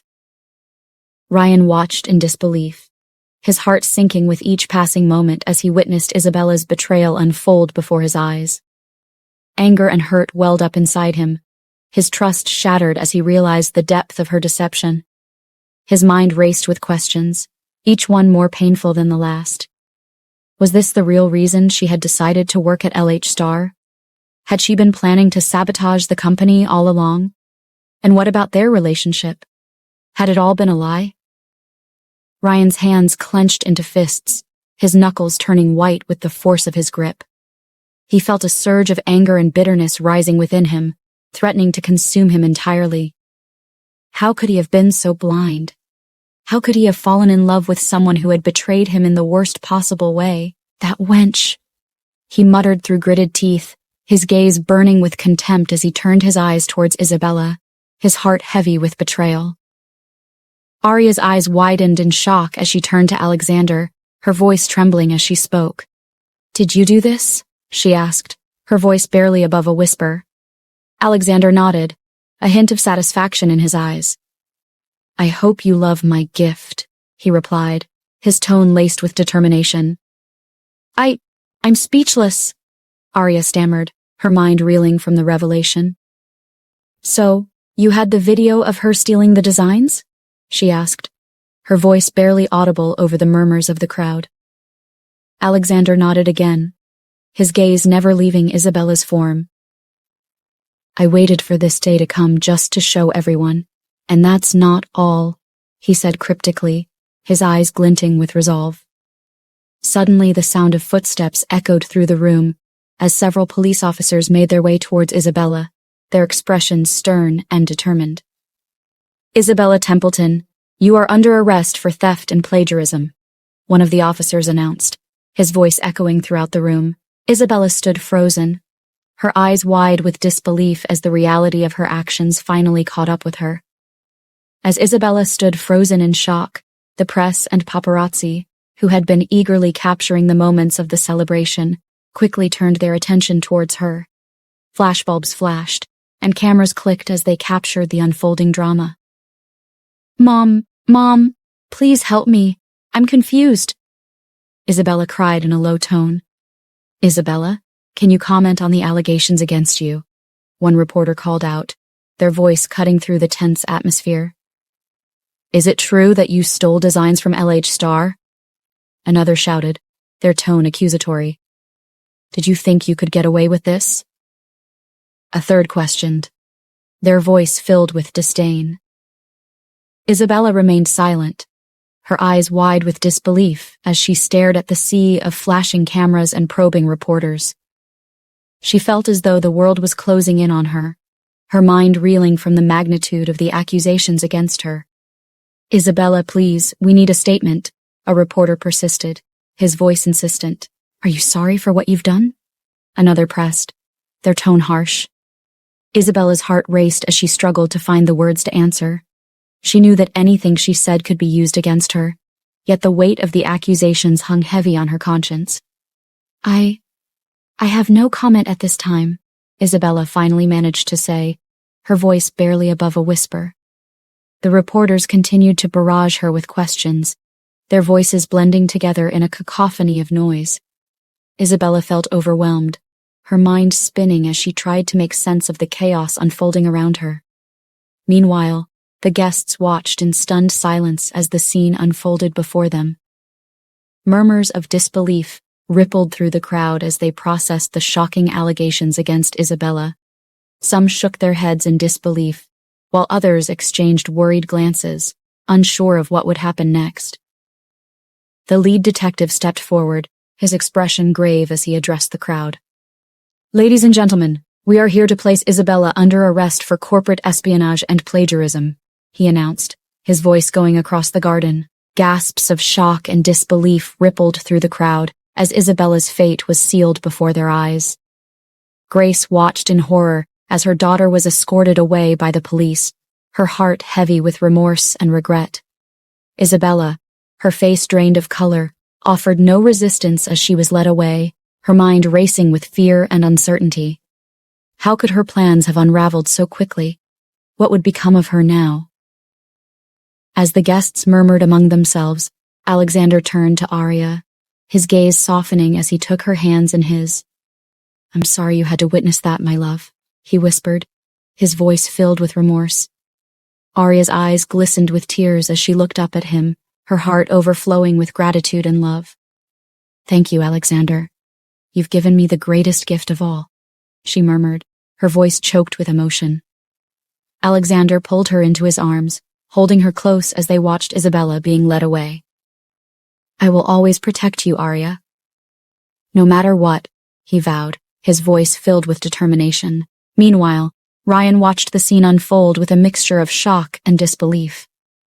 How could Isabella have been involved in such deceitful actions? His heart ached with the realization that he may have misjudged her character all along. "Gosh, I'm so stupid, Ryan said through gritted teeth. Rebecca, Ryan's mother, watched in horror. She was beyond speechless. Ava mirrored her expression. Did the police just arrest Isabella?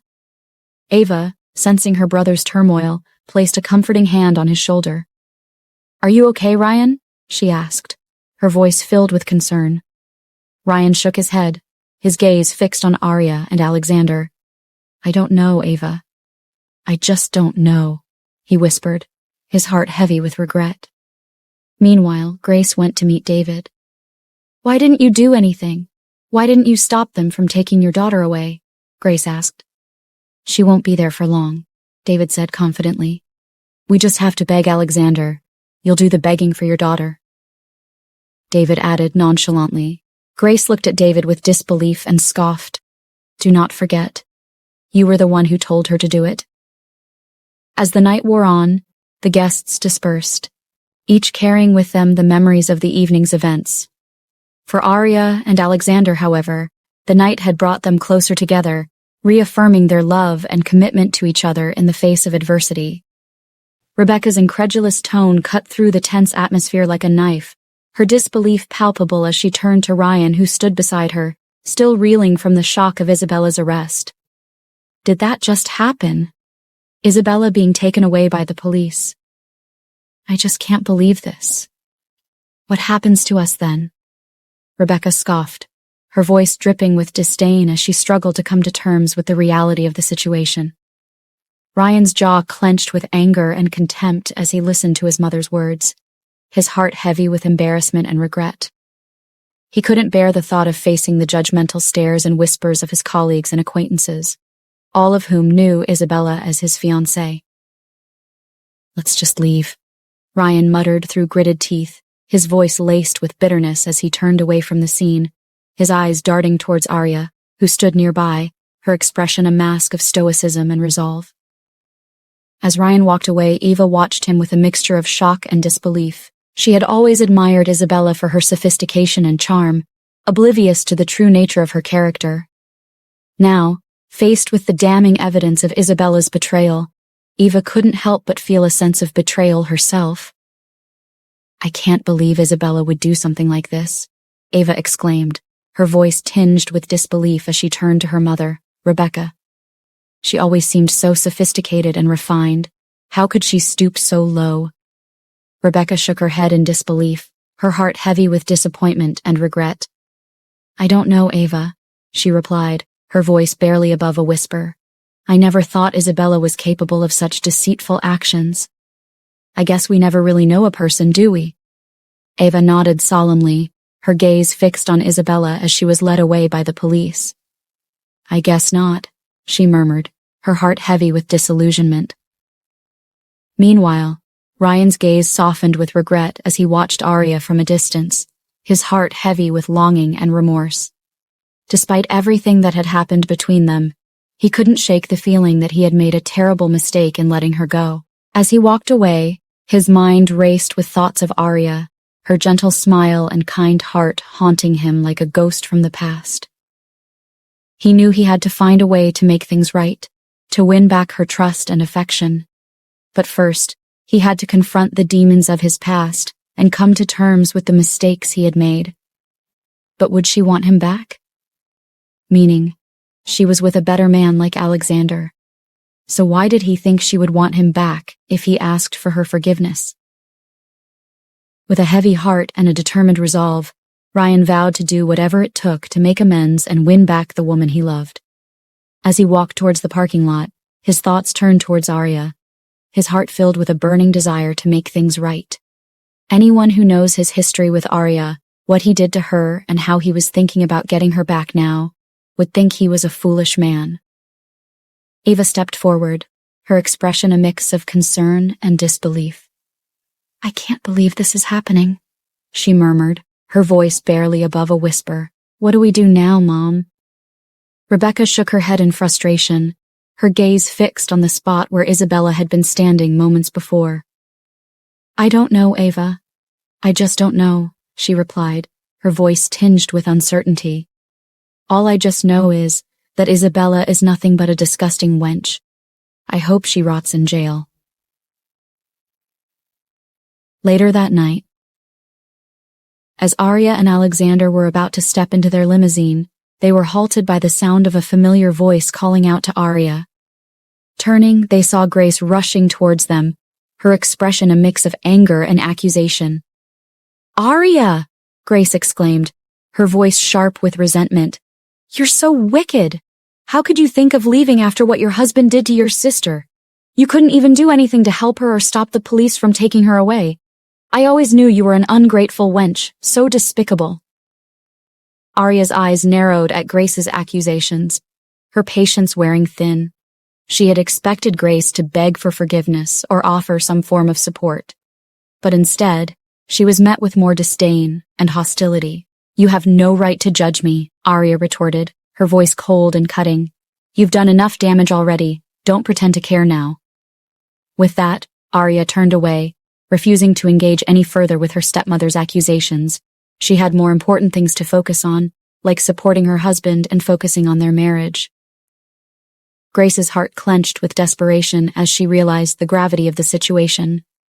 She couldn't let her daughter spend a single day in a jail cell, and she knew there was only one person who could help them now.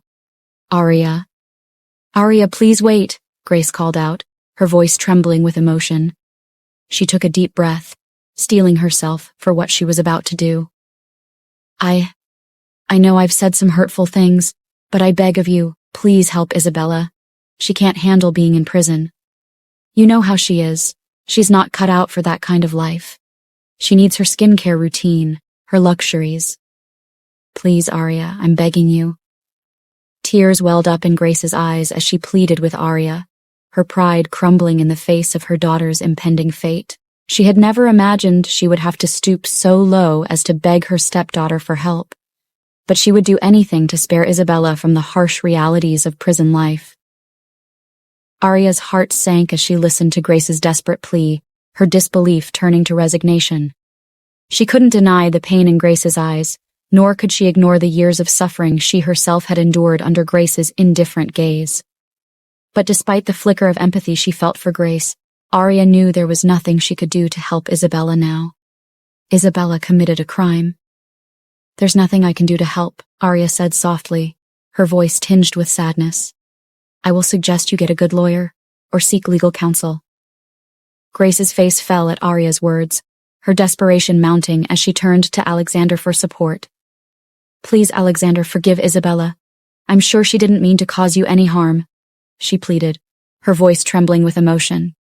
Isabella is not an evil person. There's no way she could ever do such a thing. But Alexander remained stoic, his expression unreadable as he regarded Grace.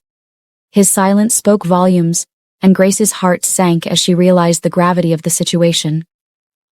Despite her pleas, it seemed there was little hope for Isabella's redemption in Alexander's eyes. Arya, I really don't understand why you're entertaining this woman. But rest assured, I'll ensure Isabella faces the consequences for attempting to sabotage my company.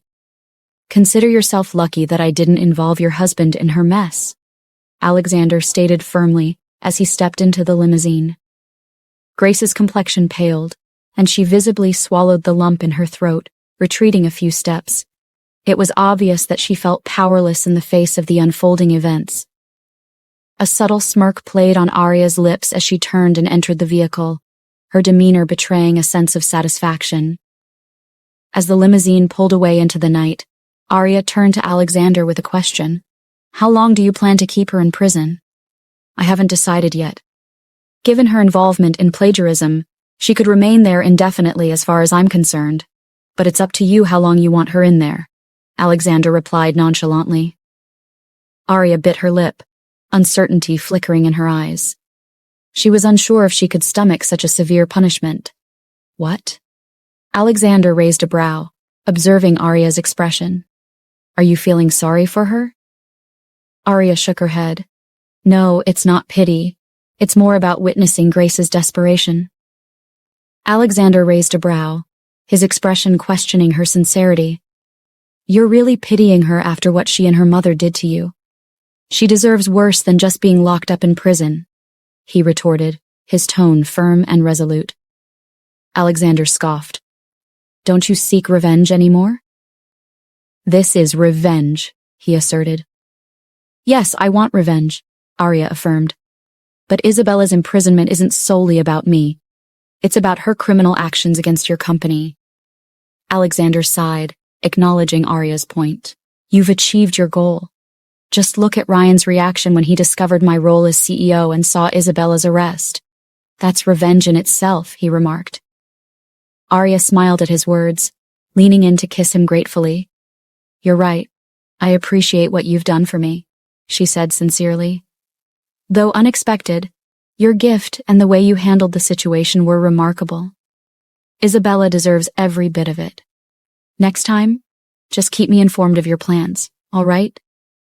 Of course I will, Alexander assured her, his hands sliding to her hips as she straddled him in the car. Arya, do you seriously want us to engage in lovemaking right here in the car? Alexander teased, a mischievous glint in his eyes. Arya blushed furiously, instinctively attempting to move away, but Alexander's firm grip on her waist prevented her. "Alex, please stop it. We obviously can't do that here," she whispered urgently, casting a wary glance at the driver. Alexander's smirk only widened. "Don't forget, darling, you were the one who started this by straddling me, and besides, we can do whatever we want in my car. After all, you're my wife," he murmured, his hands gently guiding her hips as he leaned in closer. Arya's cheeks flushed even deeper at Alexander's words, torn between amusement and embarrassment. Despite her initial protest, she found herself melting under his touch, the familiar warmth of his embrace sending shivers down her spine. "Alex, we really shouldn't," Arya murmured softly, her voice barely above a whisper as she struggled to maintain her composure. But Alexander's gaze was filled with desire and determination as he leaned in closer, his lips brushing against hers with a tantalizing promise. "I can't resist you, Arya," he whispered, his breath hot against her skin. "And I don't want to wait any longer." Arya's resolve crumbled at his words, her heart pounding in her chest as she surrendered to the irresistible pull of passion. With a silent nod, she closed the distance between them, sealing their love with a passionate kiss that spoke volumes more than words ever could. As their lips met in a fiery embrace, Arya felt a surge of desire coursing through her veins, igniting every nerve ending in her body. With a soft moan, she pressed herself against Alexander, her hips instinctively beginning to grind against his in a rhythm as old as time itself. The limousine seemed to fade away, leaving only the intoxicating heat of their passion filling the air. Arya lost herself in the sensation of Alexander's touch, his hands roaming over her body with a hunger that mirrored her own. With each movement, their desire burned brighter, consuming them in a fiery inferno of need and longing. Arya gasped as Alexander's lips trailed down her neck, sending shivers of pleasure dancing along her skin. And as the limousine continued to speed through the night, Arya knew that no matter what trials and tribulations lay ahead, as long as she had Alexander by her side, she would always find her way home. In Ryan's house, the atmosphere was heavy with the weight of his turmoil and regret. The once pristine surroundings now reflected the chaos raging within him. Empty glasses littered the bar counter, evidence of his futile attempts to drown his sorrows in alcohol. The soft glow of the dim lights cast shadows across the room, accentuating the disarray that surrounded him. The elegant furnishings, once a symbol of luxury and refinement, now seemed out of place amidst the wreckage of Ryan's shattered dreams.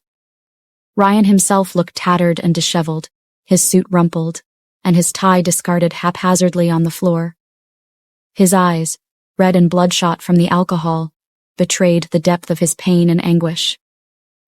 As he took another swig from the bottle in his hand, his thoughts consumed by thoughts of Arya and the life he had lost, his grip on reality seemed to slip further away. Regret and anger boiled within him, fueling his self-destructive descent into darkness. Ryan's grip tightened around the neck of the broken bottle, his knuckles turning white with the force of his rage. With a bitter laugh, he turned his gaze towards the image of Isabella that haunted his mind.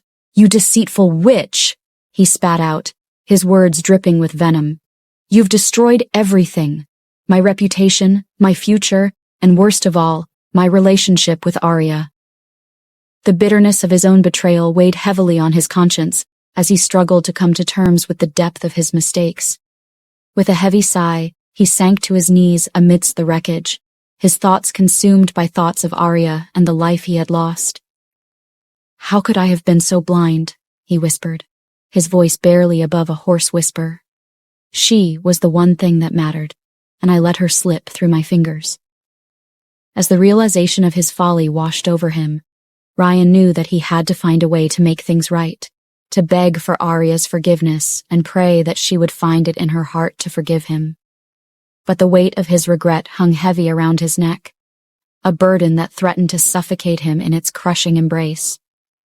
With a determined resolve, Ryan vowed to do whatever it took to win back Arya's trust and affection, even if it meant swallowing his pride and groveling at her feet. As Arya and Alexander settled into the comfort of their home, the remnants of their earlier intimacy still lingered in the air, wrapping them in a cocoon of warmth and affection. Arya's cheeks held a soft blush, a reflection of the gentle smile that graced her lips as she reveled in Alexander's loving embrace. Alexander's eyes glimmered with adoration as he beheld his wife, his touch gentle as he helped her out of her gown, each caress a silent declaration of his love and devotion. Arya's heart swelled with gratitude as she turned to face him, her fingers entwining with his in a silent promise of eternal affection. "Thank you, Alexander," she whispered, her voice filled with genuine appreciation. "For everything you do for us. I don't know where I'd be without you." Alexander's tender gaze softened further at her words, his love for her shining bright in his eyes. "You don't have to thank me, Arya," he replied, his voice a soothing melody. "I'll always be by your side, no matter what challenges we face. Together, we're unstoppable." Arya nodded, a small smile playing on her lips as she leaned into his embrace. In that moment, surrounded by the warmth of their love, she felt truly blessed to have him in her life. "Now that everyone knows who you are, I wonder how they'll treat you," Arya mused, her thoughts drifting to the challenges that lay ahead. Alexander chuckled softly, a confident smile gracing his lips. "I'll be resuming work as CEO on Monday," he revealed, his tone tinged with anticipation. Arya smiled in return, though a hint of concern flickered in her eyes. "I hope my friends won't feel too formal around me now that they know you're their boss," she admitted, her voice laced with uncertainty. Alexander's expression softened, his gaze filled with reassurance. "You're the boss's wife, Arya. You deserve their utmost respect," he reminded her, his words a silent promise of his unwavering support. Arya sighed softly, her thoughts turning to her father and Grace. "I saw my father and Grace approaching you earlier. What were they up to?" she inquired, her curiosity piqued. Alexander's features darkened at the mention of her father, a hint of anger flashing in his eyes. "If not for you, I would have had your father arrested along with Isabella," he confessed, his voice tinged with frustration. Arya's heart sank at his words, a pang of guilt washing over her. "I'm sorry, Alexander," she murmured, her gaze filled with regret.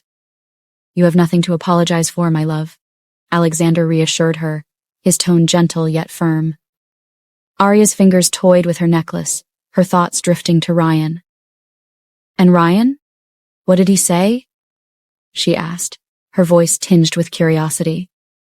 "He came to apologize to me," Alexander replied, a smirk playing on his lips as he removed his shirt. "But I can't shake the feeling that he'll come running to you next." Arya chuckled softly, shaking her head. "Ryan has too much pride for that." "It's too soon for him to come begging," she remarked with a hint of amusement. "Well, in the meantime, let's enjoy some time together," Alexander suggested, his voice laced with anticipation. "How about a bath?" Arya's eyes lit up with excitement at the suggestion, a playful smile dancing on her lips. "I'd love that," she replied, her heart fluttering with anticipation as they made their way to the bathroom. In the spacious bathroom, the warm glow of candlelight flickered against the marble walls, casting a soft, romantic ambiance over the room. Arya and Alexander stood beneath the cascading spray of the shower, their silhouettes illuminated by the gentle glow, their bodies glistening with droplets of water. As the steam rose around them, enveloping them in a veil of warmth and intimacy, Arya sighed contentedly, the tension of the day melting away under the soothing touch of the water. She leaned back against Alexander's chest, her head resting against his shoulder as his arms wrapped around her in a protective embrace. Alexander pressed gentle kisses along the curve of Arya's neck, his lips trailing a path of fire along her skin as his hands roamed over her body with a possessive touch. Arya shivered at his touch, her breath catching in her throat as a rush of desire surged through her veins. Their bodies moved together in a slow, sensual dance, the rhythm of their hearts beating in time with the pulsing water around them. Arya's fingers tangled in Alexander's hair, her nails grazing lightly against his scalp as she pulled him closer, her lips seeking his in a fervent kiss that left them both breathless. 2 days later, Ryan's appearance and demeanor raised concerns as he entered the dining room, emanating the scent of alcohol and exhaustion. Rebecca and Eva exchanged worried glances as they observed his disheveled state. "Ryan, it's Monday morning. Is this how you're planning to go to work?" Rebecca's voice carried a tone of reproach as she addressed her son. "What's going on with you? You haven't been yourself since we returned from the party. Yes, I understand Isabella's betrayal hurt you deeply, but you need to move on from that traitor." Ryan remained silent, his gaze fixed on the table as he slumped into his chair, the weight of his troubles bearing down on him like a heavy burden. Eva interjected, her frustration evident in her tone. "Mother, it's not just Isabella that's bothering him. It's Arya," she explained, her eyes rolling with exasperation. "I saw him at the bar last night, looking at old pictures of him and Arya from when they were dating." He was crying. Ryan's eyes narrowed into a glare as he locked gazes with Eva, his voice dripping with contempt. "You always did have a talent for sticking your nose where it doesn't belong, didn't you, Eva?" Ryan's tone was cold and cutting, his words carrying a sting of accusation. "But then again, I suppose it's easy for you to judge from your pedestal of imperfection, isn't it? You're nothing but a leech, living off the scraps of my success." Eva flinched at the harshness of Ryan's words, her facade of confidence crumbling in the face of his brutal honesty. She knew she was far from perfect, but to have her flaws thrown in her face by her own brother was a bitter pill to swallow. Rebecca's face fell, a flicker of realization crossing her features. "Arya?" she queried, her tone laced with surprise. "Why do you want her back, Ryan? Is it because her husband is the CEO now?" Ryan's gaze remained steady, his voice tinged with a sense of desperation. "I need her back, Mom," he admitted, his words heavy with emotion. "With Arya, everything just felt right. I was happy, content. She's the only one I've ever truly loved." Eva's disbelief was palpable as she watched her brother, her eyebrows shooting up in incredulity. "What makes you think she'd even consider coming back to you?" she thought. "You should ask for her forgiveness, Ryan," Rebecca interjected softly, her voice tinged with sympathy. "But I don't think it's realistic to expect her to come back to you. She's married now, and you need to accept that and move on with your life. Focus on your job and building a future for yourself." Ryan's jaw clenched with frustration as he listened to his mother's words, his heart heavy with disappointment and regret. He had hoped for her support, for a glimmer of hope that he could win Arya back. But her words only served to crush his already shattered dreams. His mother always supported anything he does, but why was she different now? "You don't understand, Mom," Ryan replied tersely, his voice laced with bitterness. "Arya is the only woman I've ever loved, the only one who ever made me feel truly alive. I can't just forget about her and move on like nothing happened." Rebecca sighed, her expression softening with empathy.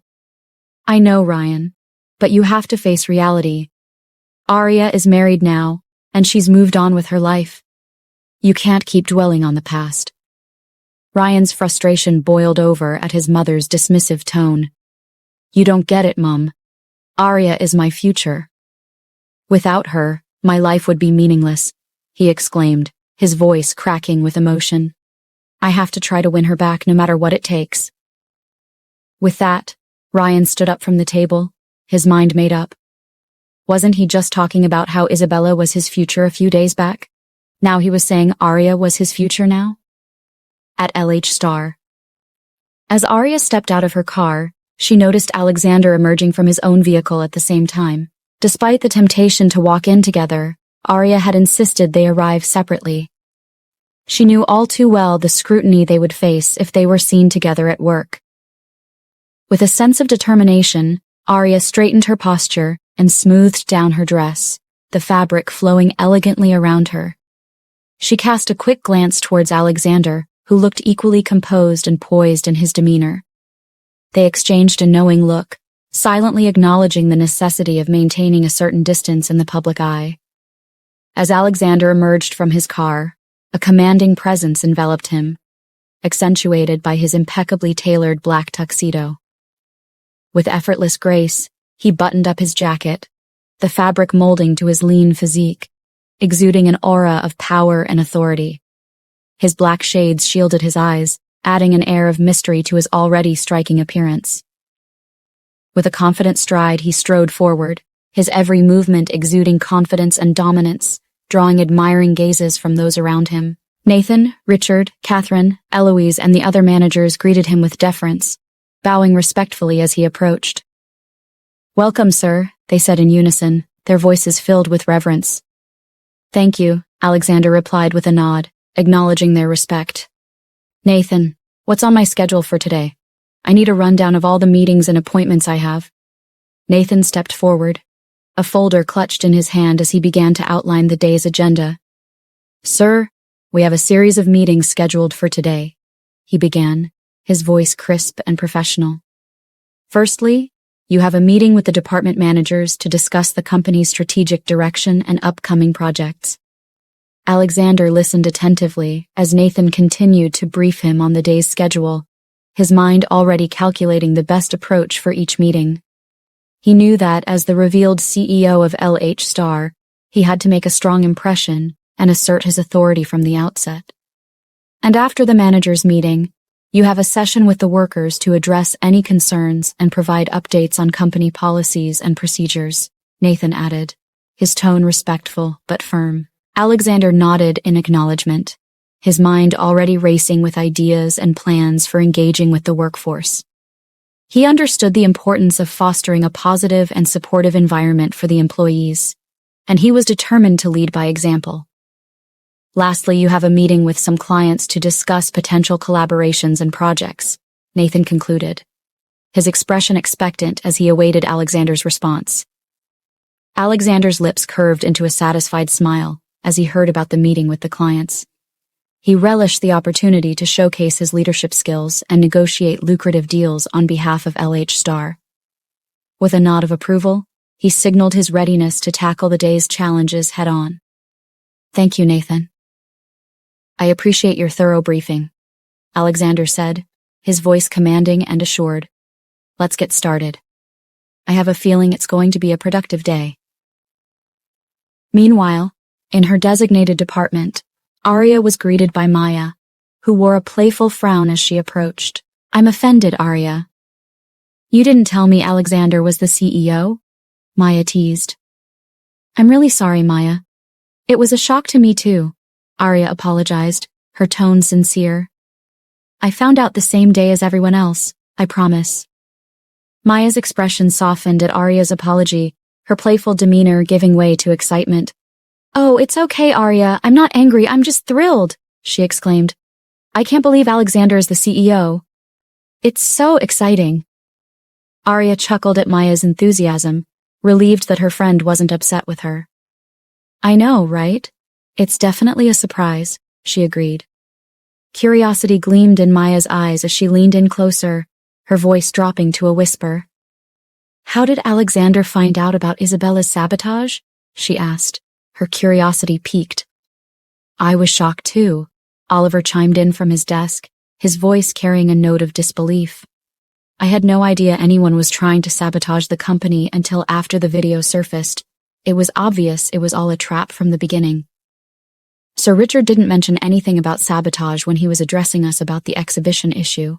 "Isabella got what she deserved," Mariah stated with a sigh, her voice tinged with a mix of satisfaction and resignation.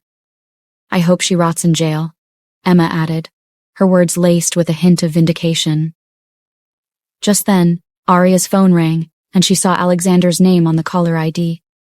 With a smile, she answered the call, the sound of his voice sending a shiver down her spine. "Hey, babe," Alexander greeted her huskily. Arya's cheeks flushed at his tone, aware of the curious eyes of her friends. "Yes," she replied, trying to keep her composure. "Come to my office," Alexander said, his voice dripping with desire. Arya's heart skipped a beat at his words. "Why?" she asked, her pulse quickening. "You'll find out when you get here." "I want to have you on my desk." It's the first thing I want to do, Alexander replied seductively. Arya's breath caught in her throat, a rush of heat flooding through her veins. Okay, she managed to reply before ending the call. Was that your husband? Maya inquired, her tone tinged with curiosity. Emma let out an exasperated sigh, rolling her eyes at Maya's persistent questioning. When will you stop being nosy about everything, Maya? She retorted, her frustration evident. Maya pouted in response, defending herself with a hint of defiance. I was just asking. There's nothing wrong with being curious, she protested. Emma shook her head, her patience wearing thin. That's not being curious, Maya. That's being nosy, she countered, her tone firm. Maya huffed, crossing her arms in annoyance. You're always in my case. I wasn't talking to you anyway, she muttered under her breath, her pout deepening. Arya chuckled, feeling a mix of embarrassment and arousal. Yes, it was, she confirmed, before making her way towards the elevator. Suddenly, she heard hurried footsteps behind her and turned to see Ryan running towards her, his expression desperate and haggard. Before she could react, he enveloped her in a tight hug, his sweaty form trembling against hers. I know I messed up, Arya, and I'm sorry. I know I don't deserve your forgiveness, but I can't stop thinking about you. I miss you, Arya. I miss us, Ryan said in a desperate tone. Arya's eyes flashed with a mixture of anger and disbelief as Ryan's arms tightened around her, his words falling on deaf ears as she struggled to break free from his grasp. What do you think you're doing, Ryan? She spat out, her voice laced with venomous contempt. After everything you've done, you have the audacity to come here and try to hug me? You're nothing but a pathetic excuse for a man. Ryan's grip faltered slightly as he began to apologize, his words tumbling out in a jumbled mess as he tried to explain himself. But Arya was having none of it. She was done with his excuses, done with his lies. With a surge of strength, Arya pushed him away with all her might, her hand connecting with his cheek in a resounding slap. The sound echoed through the room, a sharp reminder of the pain he had caused her. Ryan staggered back, his hand flying to his stinging cheek as he looked at Arya with shock and disbelief. But she met his gaze with steely determination, her arms crossed defiantly as she stood her ground. How dare you, Ryan? Arya's voice was cold and cutting, her words like shards of ice. What gives you the right to approach me like this? After everything you've done, after all the lies and deceit, you have the audacity to come crawling back to me. You're pathetic. Ryan's expression crumbled at her words, his eyes filled with remorse and regret. He dropped to his knees before her, a broken man begging for forgiveness. Arya, please, I know I messed up, Ryan pleaded, his voice tinged with desperation. But I've realized my mistakes, and I want to make things right. I want you back, Arya. Please give me another chance. Arya's lip curled in disgust as she watched Ryan's pathetic display, his words ringing hollow in her ears. You want me back? After everything you've put me through? She retorted, her voice dripping with scorn. You don't deserve me, Ryan. You never did. I know I don't deserve it, Arya, but please, please give me another chance. I'll do anything to make it up to you, anything to win back your trust.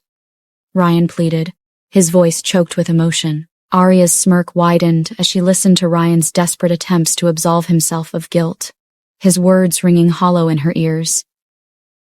I can't believe I was once in love with such a man as you. I feel disgusted with myself, Arya declared, her voice dripping with disdain as she looked down at Ryan's pathetic form. Ryan's eyes widened in shock and disbelief, his heart sinking as her words pierced through his facade of contrition. He had hoped that Arya would be willing to forgive him, to give him another chance at redemption. But her contempt was like a dagger to his already wounded pride. I was such a fool to have fallen for Isabella's schemes. She was the one who seduced me. I never had the intention of hurting you, Ryan pleaded, his voice trembling with desperation. Arya blinked in disbelief, her expression hardening as she regarded him with cold detachment. Wait, am I hearing correctly or what? Do you have amnesia, Ryan? She retorted, her tone laced with sarcasm. Did you forget what you told me? That I was just a pawn in your game to get close to Isabella, and you were with me out of pity? So how does that relate to Isabella seducing you? You really haven't changed. Ryan's heart sank as he realized the futility of his attempts to win Arya back. He had dug his own grave with his lies and deceit, and now he was paying the price for his betrayal. Arya enjoyed seeing Ryan suffer, relishing the thought of his downfall. She had promised herself that she would get her revenge, and now her enemies were begging on their knees, just as she had envisioned. Taking a deep breath, Arya straightened her posture, her gaze cold and unwavering as she met Ryan's pleading eyes. I suggest you leave before I call security, she warned, her tone final.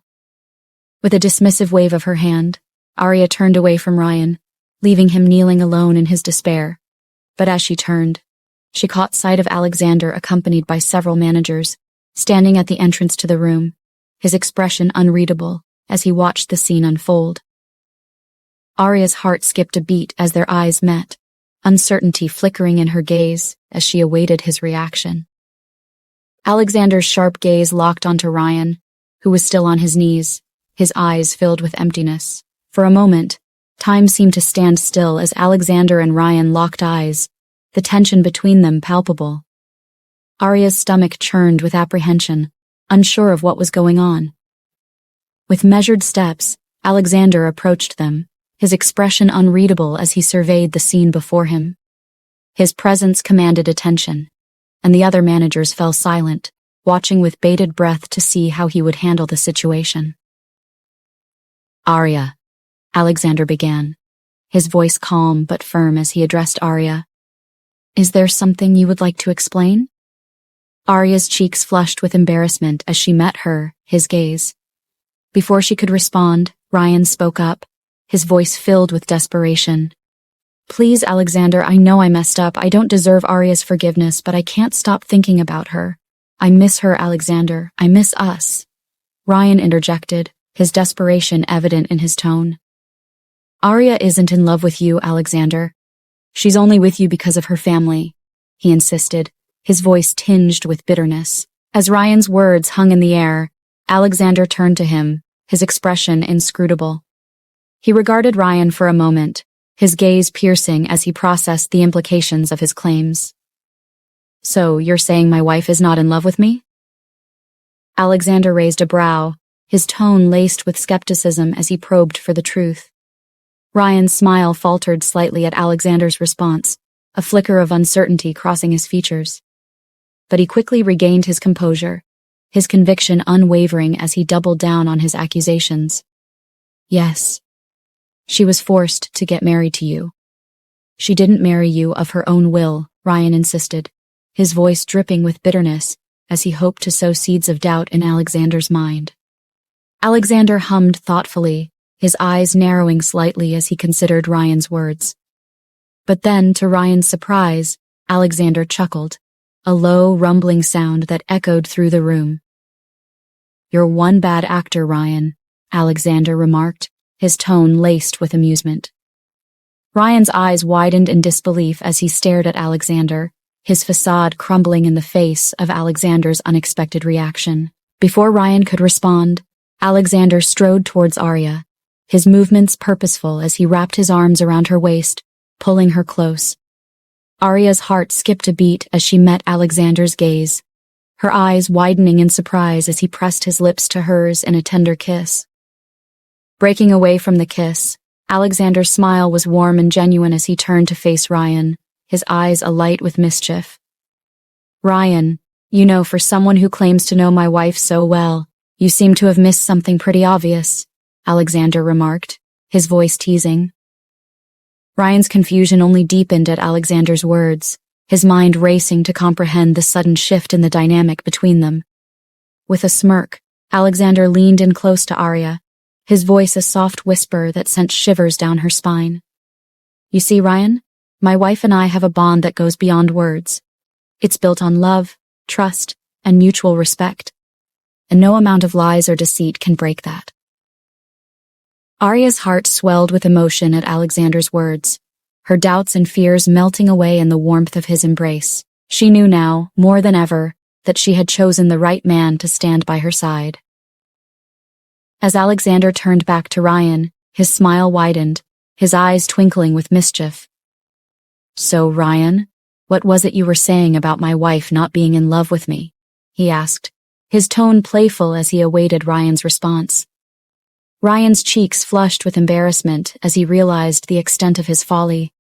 He had underestimated the strength of Alexander and Arya's relationship, and now he found himself facing the consequences of his actions. With a sheepish grin, Ryan looked away, unable to meet Alexander's gaze. I may have been mistaken," he admitted reluctantly, his voice barely above a whisper. Alexander chuckled, patting Ryan on the shoulder in a gesture of camaraderie. "No harm done, Ryan. Just remember, next time you try to play the part of the villain, make sure you know who you're up against," he said, his tone light but firm. With that, Alexander lifted Arya up in a bridal style, ready to walk away with her in his arms. He paused and turned to Ryan, his gaze now dangerous and stern. "Ryan, you're fired," Alexander declared, his voice firm and commanding. "I don't want to see you anywhere close to my wife or this company." The general managers and other staff members watched with amusement as Alexander made his announcement, and Arya remained nestled in his arms, her expression a mix of surprise and satisfaction. "Sir, what about the meeting?" Catherine dared to ask, her voice trembling slightly. Alexander glanced at Catherine, a hint of amusement dancing in his eyes. "Get on with the meeting without me." "I have something more important to attend to," he replied, his tone leaving no room for argument. Catherine and the others exchanged knowing glances, realizing the significance of Alexander's words as he carried Arya out of the room. Meanwhile, Ryan struggled to find his footing, his legs trembling beneath him as the weight of his actions sank in. Did I just lose my job?" he stammered, his voice barely above a whisper as he watched Alexander and Arya disappear from view. In Alexander's office, he gently set Arya down on the couch, his expression softening as he looked at her. "You're such a show-off." "You didn't have to carry me and kiss me," Arya teased, a smile playing on her lips. Alexander's gaze softened as he regarded her, a warmth spreading through his chest. "I couldn't resist," he admitted, his voice tinged with affection. Grace arrived at the detention center with a heavy heart, her steps slow and hesitant as she made her way through the sterile corridors. The journey to Isabella's cell felt like an eternity, each passing moment weighed down by the burden of guilt and regret. When she finally reached Isabella's cell, Grace's heart clenched at the sight of her daughter sitting alone in the dimly lit room. Isabella's expression was a mixture of anger and resentment as she locked eyes with Grace, her words dripping with accusation. "Why are you just coming here, Mother? Why did you leave me in this kind of place? You just watched them take me away without doing anything," Isabella spat out, her tone filled with bitterness. Grace's eyes filled with tears as she struggled to find the right words to respond. "I'm sorry, Isabella. I was taken by surprise by what happened. I didn't know what to do," she whispered, her voice choked with emotion. But Isabella was unforgiving, her frustration boiling over as she demanded answers. "That's not an excuse. I hope you're here to bail me out because I can't spend yet another day in this cell," she insisted, her voice tinged with desperation. Grace bit her lip guiltily, shaking her head. "No, I'm not here to bail you out. They won't allow bail," she admitted reluctantly, her heart heavy with sorrow. Isabella's eyes widened in disbelief, her panic mounting as she realized the gravity of her situation. "No, that can't be possible. I can't stay here. What about Father? Where is he?" she demanded, her voice trembling with fear. "He didn't come." "He said he doesn't want to have anything to do with you anymore," Grace replied, her voice barely above a whisper. Isabella's world seemed to crumble around her as she processed her father's betrayal, her hands trembling as she gripped the cell bars. "What? What did you say he said?" she scoffed, her voice filled with disbelief and anger. "I can't believe that man would ditch me. I did this because he asked me to. Why is he doing this to me? He should be the one here and not me. Grace's heart ached at Isabella's pain, her own eyes filling with tears as she struggled to find the right words to comfort her daughter. Don't say that. I'm sure your father would do something to get you out very soon, she reassured her, her voice filled with sadness. But Isabella's anger only seemed to grow, her resolve hardening as she vowed to seek revenge against those she believed had wronged her.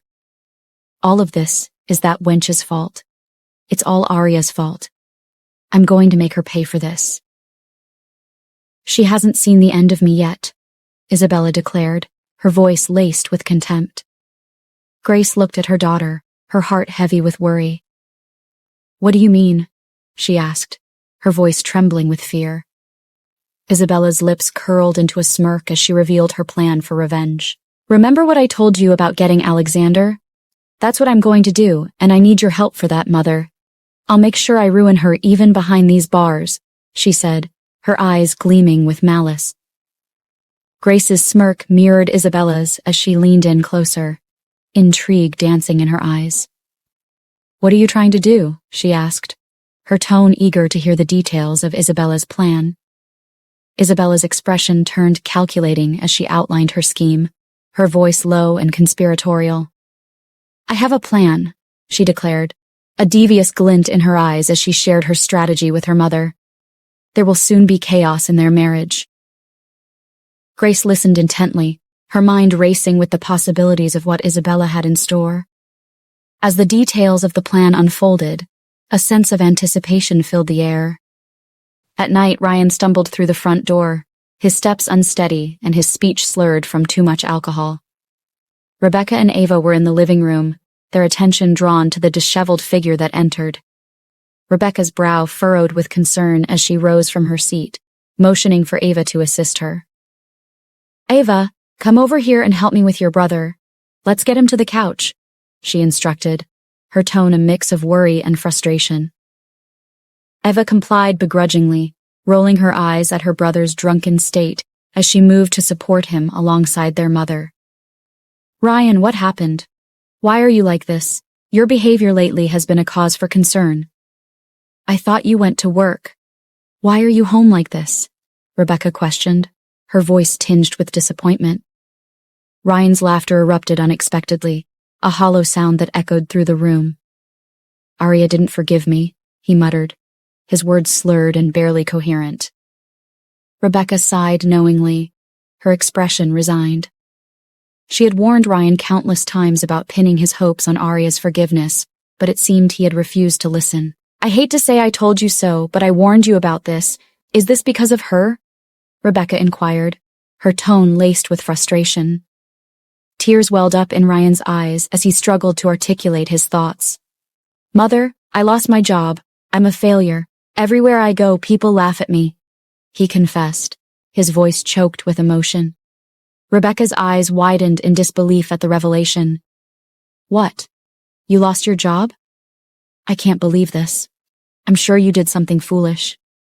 I thought I told you to focus on your job instead of chasing after Arya, she scolded, her frustration evident in her voice. Why would you risk everything when you know her husband is your boss? Now what are we going to do? We're already drowning in debt, she lamented, her tone tinged with worry. I wasn't thinking. I just thought, I'm so stupid, Ryan said in a whisper. Rebecca's expression softened as she looked at her son, her heart heavy with concern and regret.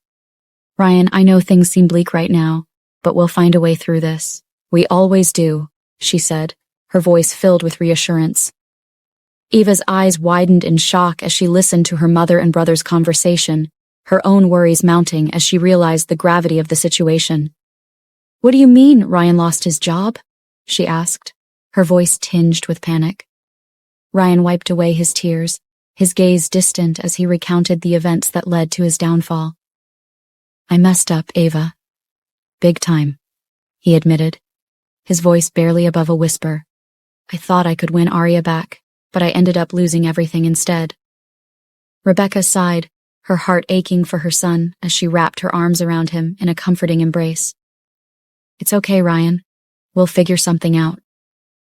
Right now, the most important thing is to focus on getting back on your feet, she said, her voice gentle but firm. Ava's mind raced with worry as she considered the implications of Ryan's actions.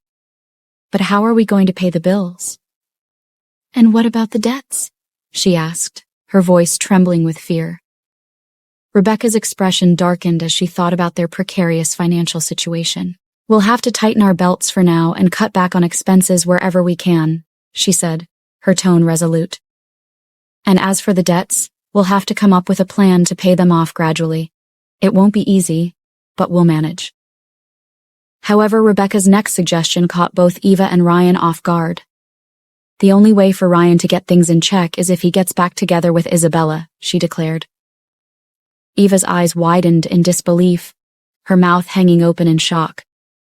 What do you mean? Why should Ryan get back together with that wench? Mother, have you forgotten what she did and her true character? She exclaimed, her voice filled with indignation. Rebecca's gaze hardened as she turned to Eva. Now she is a wench to you, right? But she wasn't a wench to you when she took you shopping almost every day and provided you with the luxuries you enjoyed. You're such an ingrate, she scolded, her voice sharp with anger.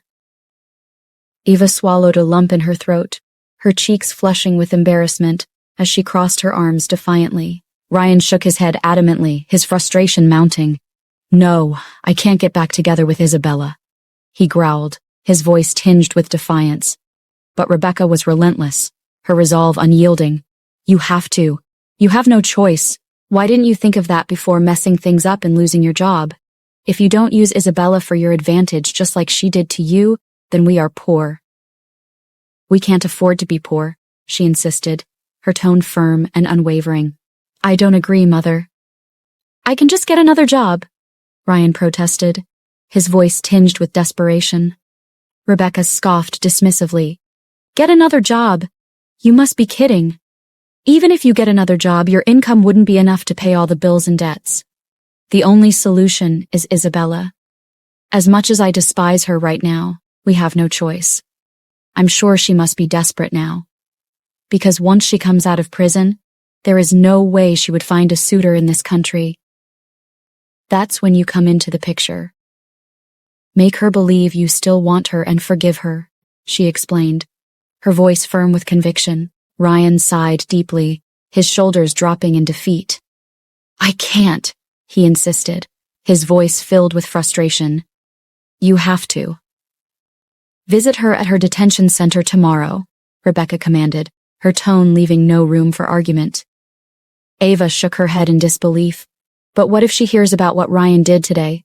She questioned, her voice tinged with worry. Rebecca frowned, considering the implications of Ava's question. Ryan can just say he went to beg Arya on Isabella's behalf. So simple, she declared, her voice confident. She then patted Ryan on the back softly. You have to do this, Ryan. Her father might even give you a high-ranking position in his company, she added, her tone hopeful. Ryan buried his face in his hands, feeling overwhelmed by the weight of his mother's expectations. What had he gotten himself into? 1 week later, at LH Star. The meeting room at LH Star exuded an air of elegance and sophistication, with sleek, modern furnishings and large windows allowing natural light to filter in. The long mahogany table was impeccably set, with files neatly arranged in front of each seat, and crystal-clear glasses of water placed at regular intervals. Alexander, the CEO of LH Star, sat at the head of the table, his posture commanding attention as he listened intently to the discussions unfolding before him. We need someone to advertise our new perfume product. Someone who can. Nathan's voice trailed off as he glanced around the table, seeking input from his colleagues. I think you're right. We need someone with influence, but not too much influence, another manager chimed in, his tone thoughtful.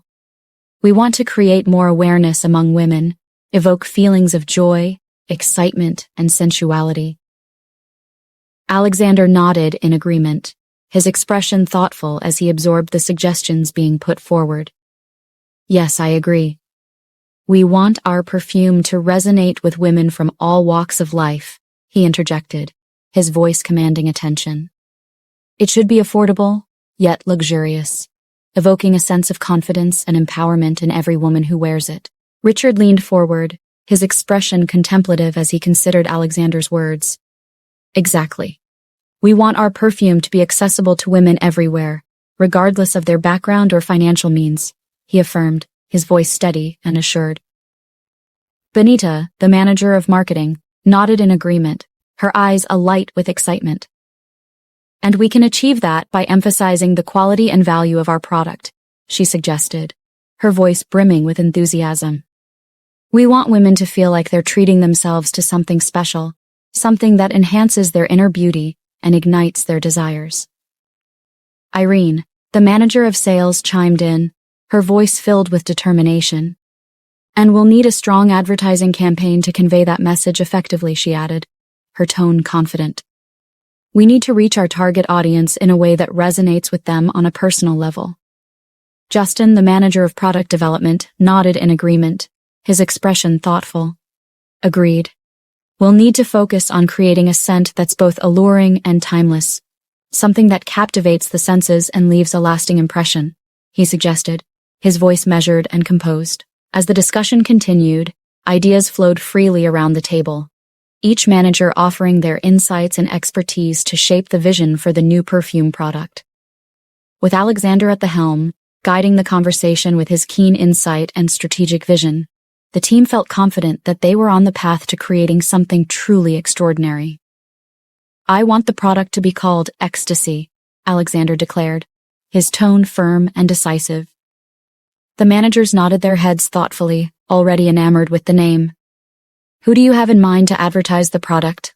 Nathan inquired, his curiosity piqued. I would start looking. Benita began, her voice trailing off as she contemplated potential candidates. A few minutes later, the meeting concluded and Alexander made his way out of the conference room, Nathan walking closely beside him. You have a meeting in one of your restaurants in 30 minutes, Nathan informed him. Alexander frowned slightly. Isn't this supposed to be my break with Arya? He remarked, a hint of disappointment in his voice. Nathan offered a forced smile. I'm sorry, boss, he apologized. Tell her to have lunch without me, Alexander instructed, his tone resigned. Nathan looked at him with a hint of confusion. Should I text her? He asked. No, don't worry, I will, Alexander replied. Does she know you'll be leaving for California tomorrow? Nathan inquired. California? Alexander raised a brow, appearing momentarily flustered. Oh, right, I forgot, it's just going to be a 2-day stay, right? Grandma's birthday is coming up soon, he recalled. Yes, just 2 days, Nathan confirmed. I'll inform her tonight. Let's head to the restaurant, Alexander said, his mind already shifting to the next task at hand. A few moments later, at the entrance to the restaurant. As Alexander stepped out of his car, the evening breeze tousled his hair, adding to his already magnetic presence. Passers-by, especially women, couldn't help but pause for a moment to admire him, their gazes lingering as he made his way towards the restaurant. With each confident stride, Alexander exuded an air of authority and charm that seemed to draw everyone's attention. His tailored suit hugged his athletic frame perfectly, accentuating his chiseled features and commanding presence. As he reached the entrance of the restaurant, Alexander reached out to open the door, his mind preoccupied with the upcoming meeting. But before he could step inside, someone collided with him, causing him to stumble slightly. Hey, watch where you're going, Alexander muttered, annoyance flickering in his eyes as he turned to face the person who had bumped into him. The woman's eyes widened in recognition as she looked up at Alexander, her lips curving into a mischievous smile. Well, well, if it isn't Alexander, she said, her tone playful as she took a step closer to him and she would suddenly hug him. He felt a soft impact against his chest, followed by the aroma of a familiar perfume. Before he could react, he found himself enveloped in a warm embrace. Oh, my apologies, Melissa exclaimed, her voice tinged with surprise as she pulled back slightly, her cheeks flushed with embarrassment. Alexander's expression hardened as he gently pushed her away, his gaze cool and distant. It's all right, he said curtly. Melissa's smile faltered at his reaction, her eyes searching his face for any hint of warmth. But all she found was a wall of indifference, leaving her feeling unsettled and unsure. "Don't you remember me, Alexander?" Melissa's voice carried a hint of nostalgia as she uttered her name, her eyes searching his face for any flicker of recognition. "Melissa Adams? We went to high school together." As Alexander heard Melissa's words, his expression hardened and a coldness crept into his voice. "I don't remember you," he replied curtly, dismissing her without a second glance before striding into the restaurant. Melissa watched him leave, her lips twisting into a wry smile as she bit down on them seductively, undeterred by his dismissive attitude. Meanwhile, Nathan, who had observed the interaction, raised a skeptical eyebrow at Melissa's lingering gaze. Sensing her intentions, he approached her, his expression serious. "Excuse me, but he's a married man," Nathan said firmly, his tone leaving no room for ambiguity. Melissa's gaze flickered with annoyance at Nathan's comment, her lips curling into a sly smile as she turned her attention to him. "Married, you say?" she replied, her tone dripping with sarcasm. "Well, I guess that's never stopped anyone before?" Nathan raised an eyebrow, his expression unreadable as he studied Melissa. "You don't strike me as the type to care about such trivialities," he would remark, his tone laced with curiosity. Melissa chuckled softly, a gleam of mischief dancing in her eyes. "Oh, you have no idea," she said cryptically, a hint of challenge in her voice. Nathan smirked, intrigued by Melissa's enigmatic demeanor. "I suppose I'll have to keep an eye on you then," he would say, a playful glint in his eye. With a nonchalant shrug, Melissa flashed him a knowing smile before sauntering away, leaving Nathan to ponder the implications of her provocative behavior. As Alexander stepped through the front door, the inviting aroma of dinner wafted through the air, mingling with the warmth of Arya's presence. He couldn't help but smile as he made his way into the kitchen, where his wife was busy setting the table. "Good evening, my love," Alexander greeted, wrapping his arms around Arya's waist and planting a tender kiss on her cheek. "Good evening," Arya replied, returning his embrace with a gentle smile. "Why do you smell so nice today?" "I just want to eat you up," Alexander teased, his voice low and husky as he nuzzled her neck. Arya chuckled softly, her cheeks flushing pink at his playful comment. "Come on, you just got back from work. You should go change out of your work clothes first." "I have a surprise for you later," she said, gently pushing him towards the dining room. Alexander groaned playfully. "I love the sound of that." "Can't wait to see the surprise," he said, flashing her a grin before heading off to change. After dinner, as they sat together in their room, Arya began sorting through Alexander's laundry, her mind still reeling from his unexpected announcement. "So babe, I will be leaving for California tomorrow by 1 p.m, Alexander said, breaking the silence with his news. Arya's eyes widened in shock at the sudden revelation. "What? Why are you just telling me this now?" she asked, her voice tinged with concern. Alexander sighed, his expression apologetic as he explained, "I'm sorry, babe, but I forgot. If not for Nathan reminding me, I wouldn't have mentioned it until later. I've been so consumed with work," he admitted, running a hand through his hair. Arya furrowed her brow, her worry deepening as she processed the information. "How long will you be gone? How many days?" she asked, her voice filled with apprehension. 2 days. "It's not that long, sweetheart," Alexander reassured her. "I'll be back before you know it." Arya forced a smile, trying to push aside her concerns for the sake of her husband's peace of mind. Deep down, however, a sense of unease lingered.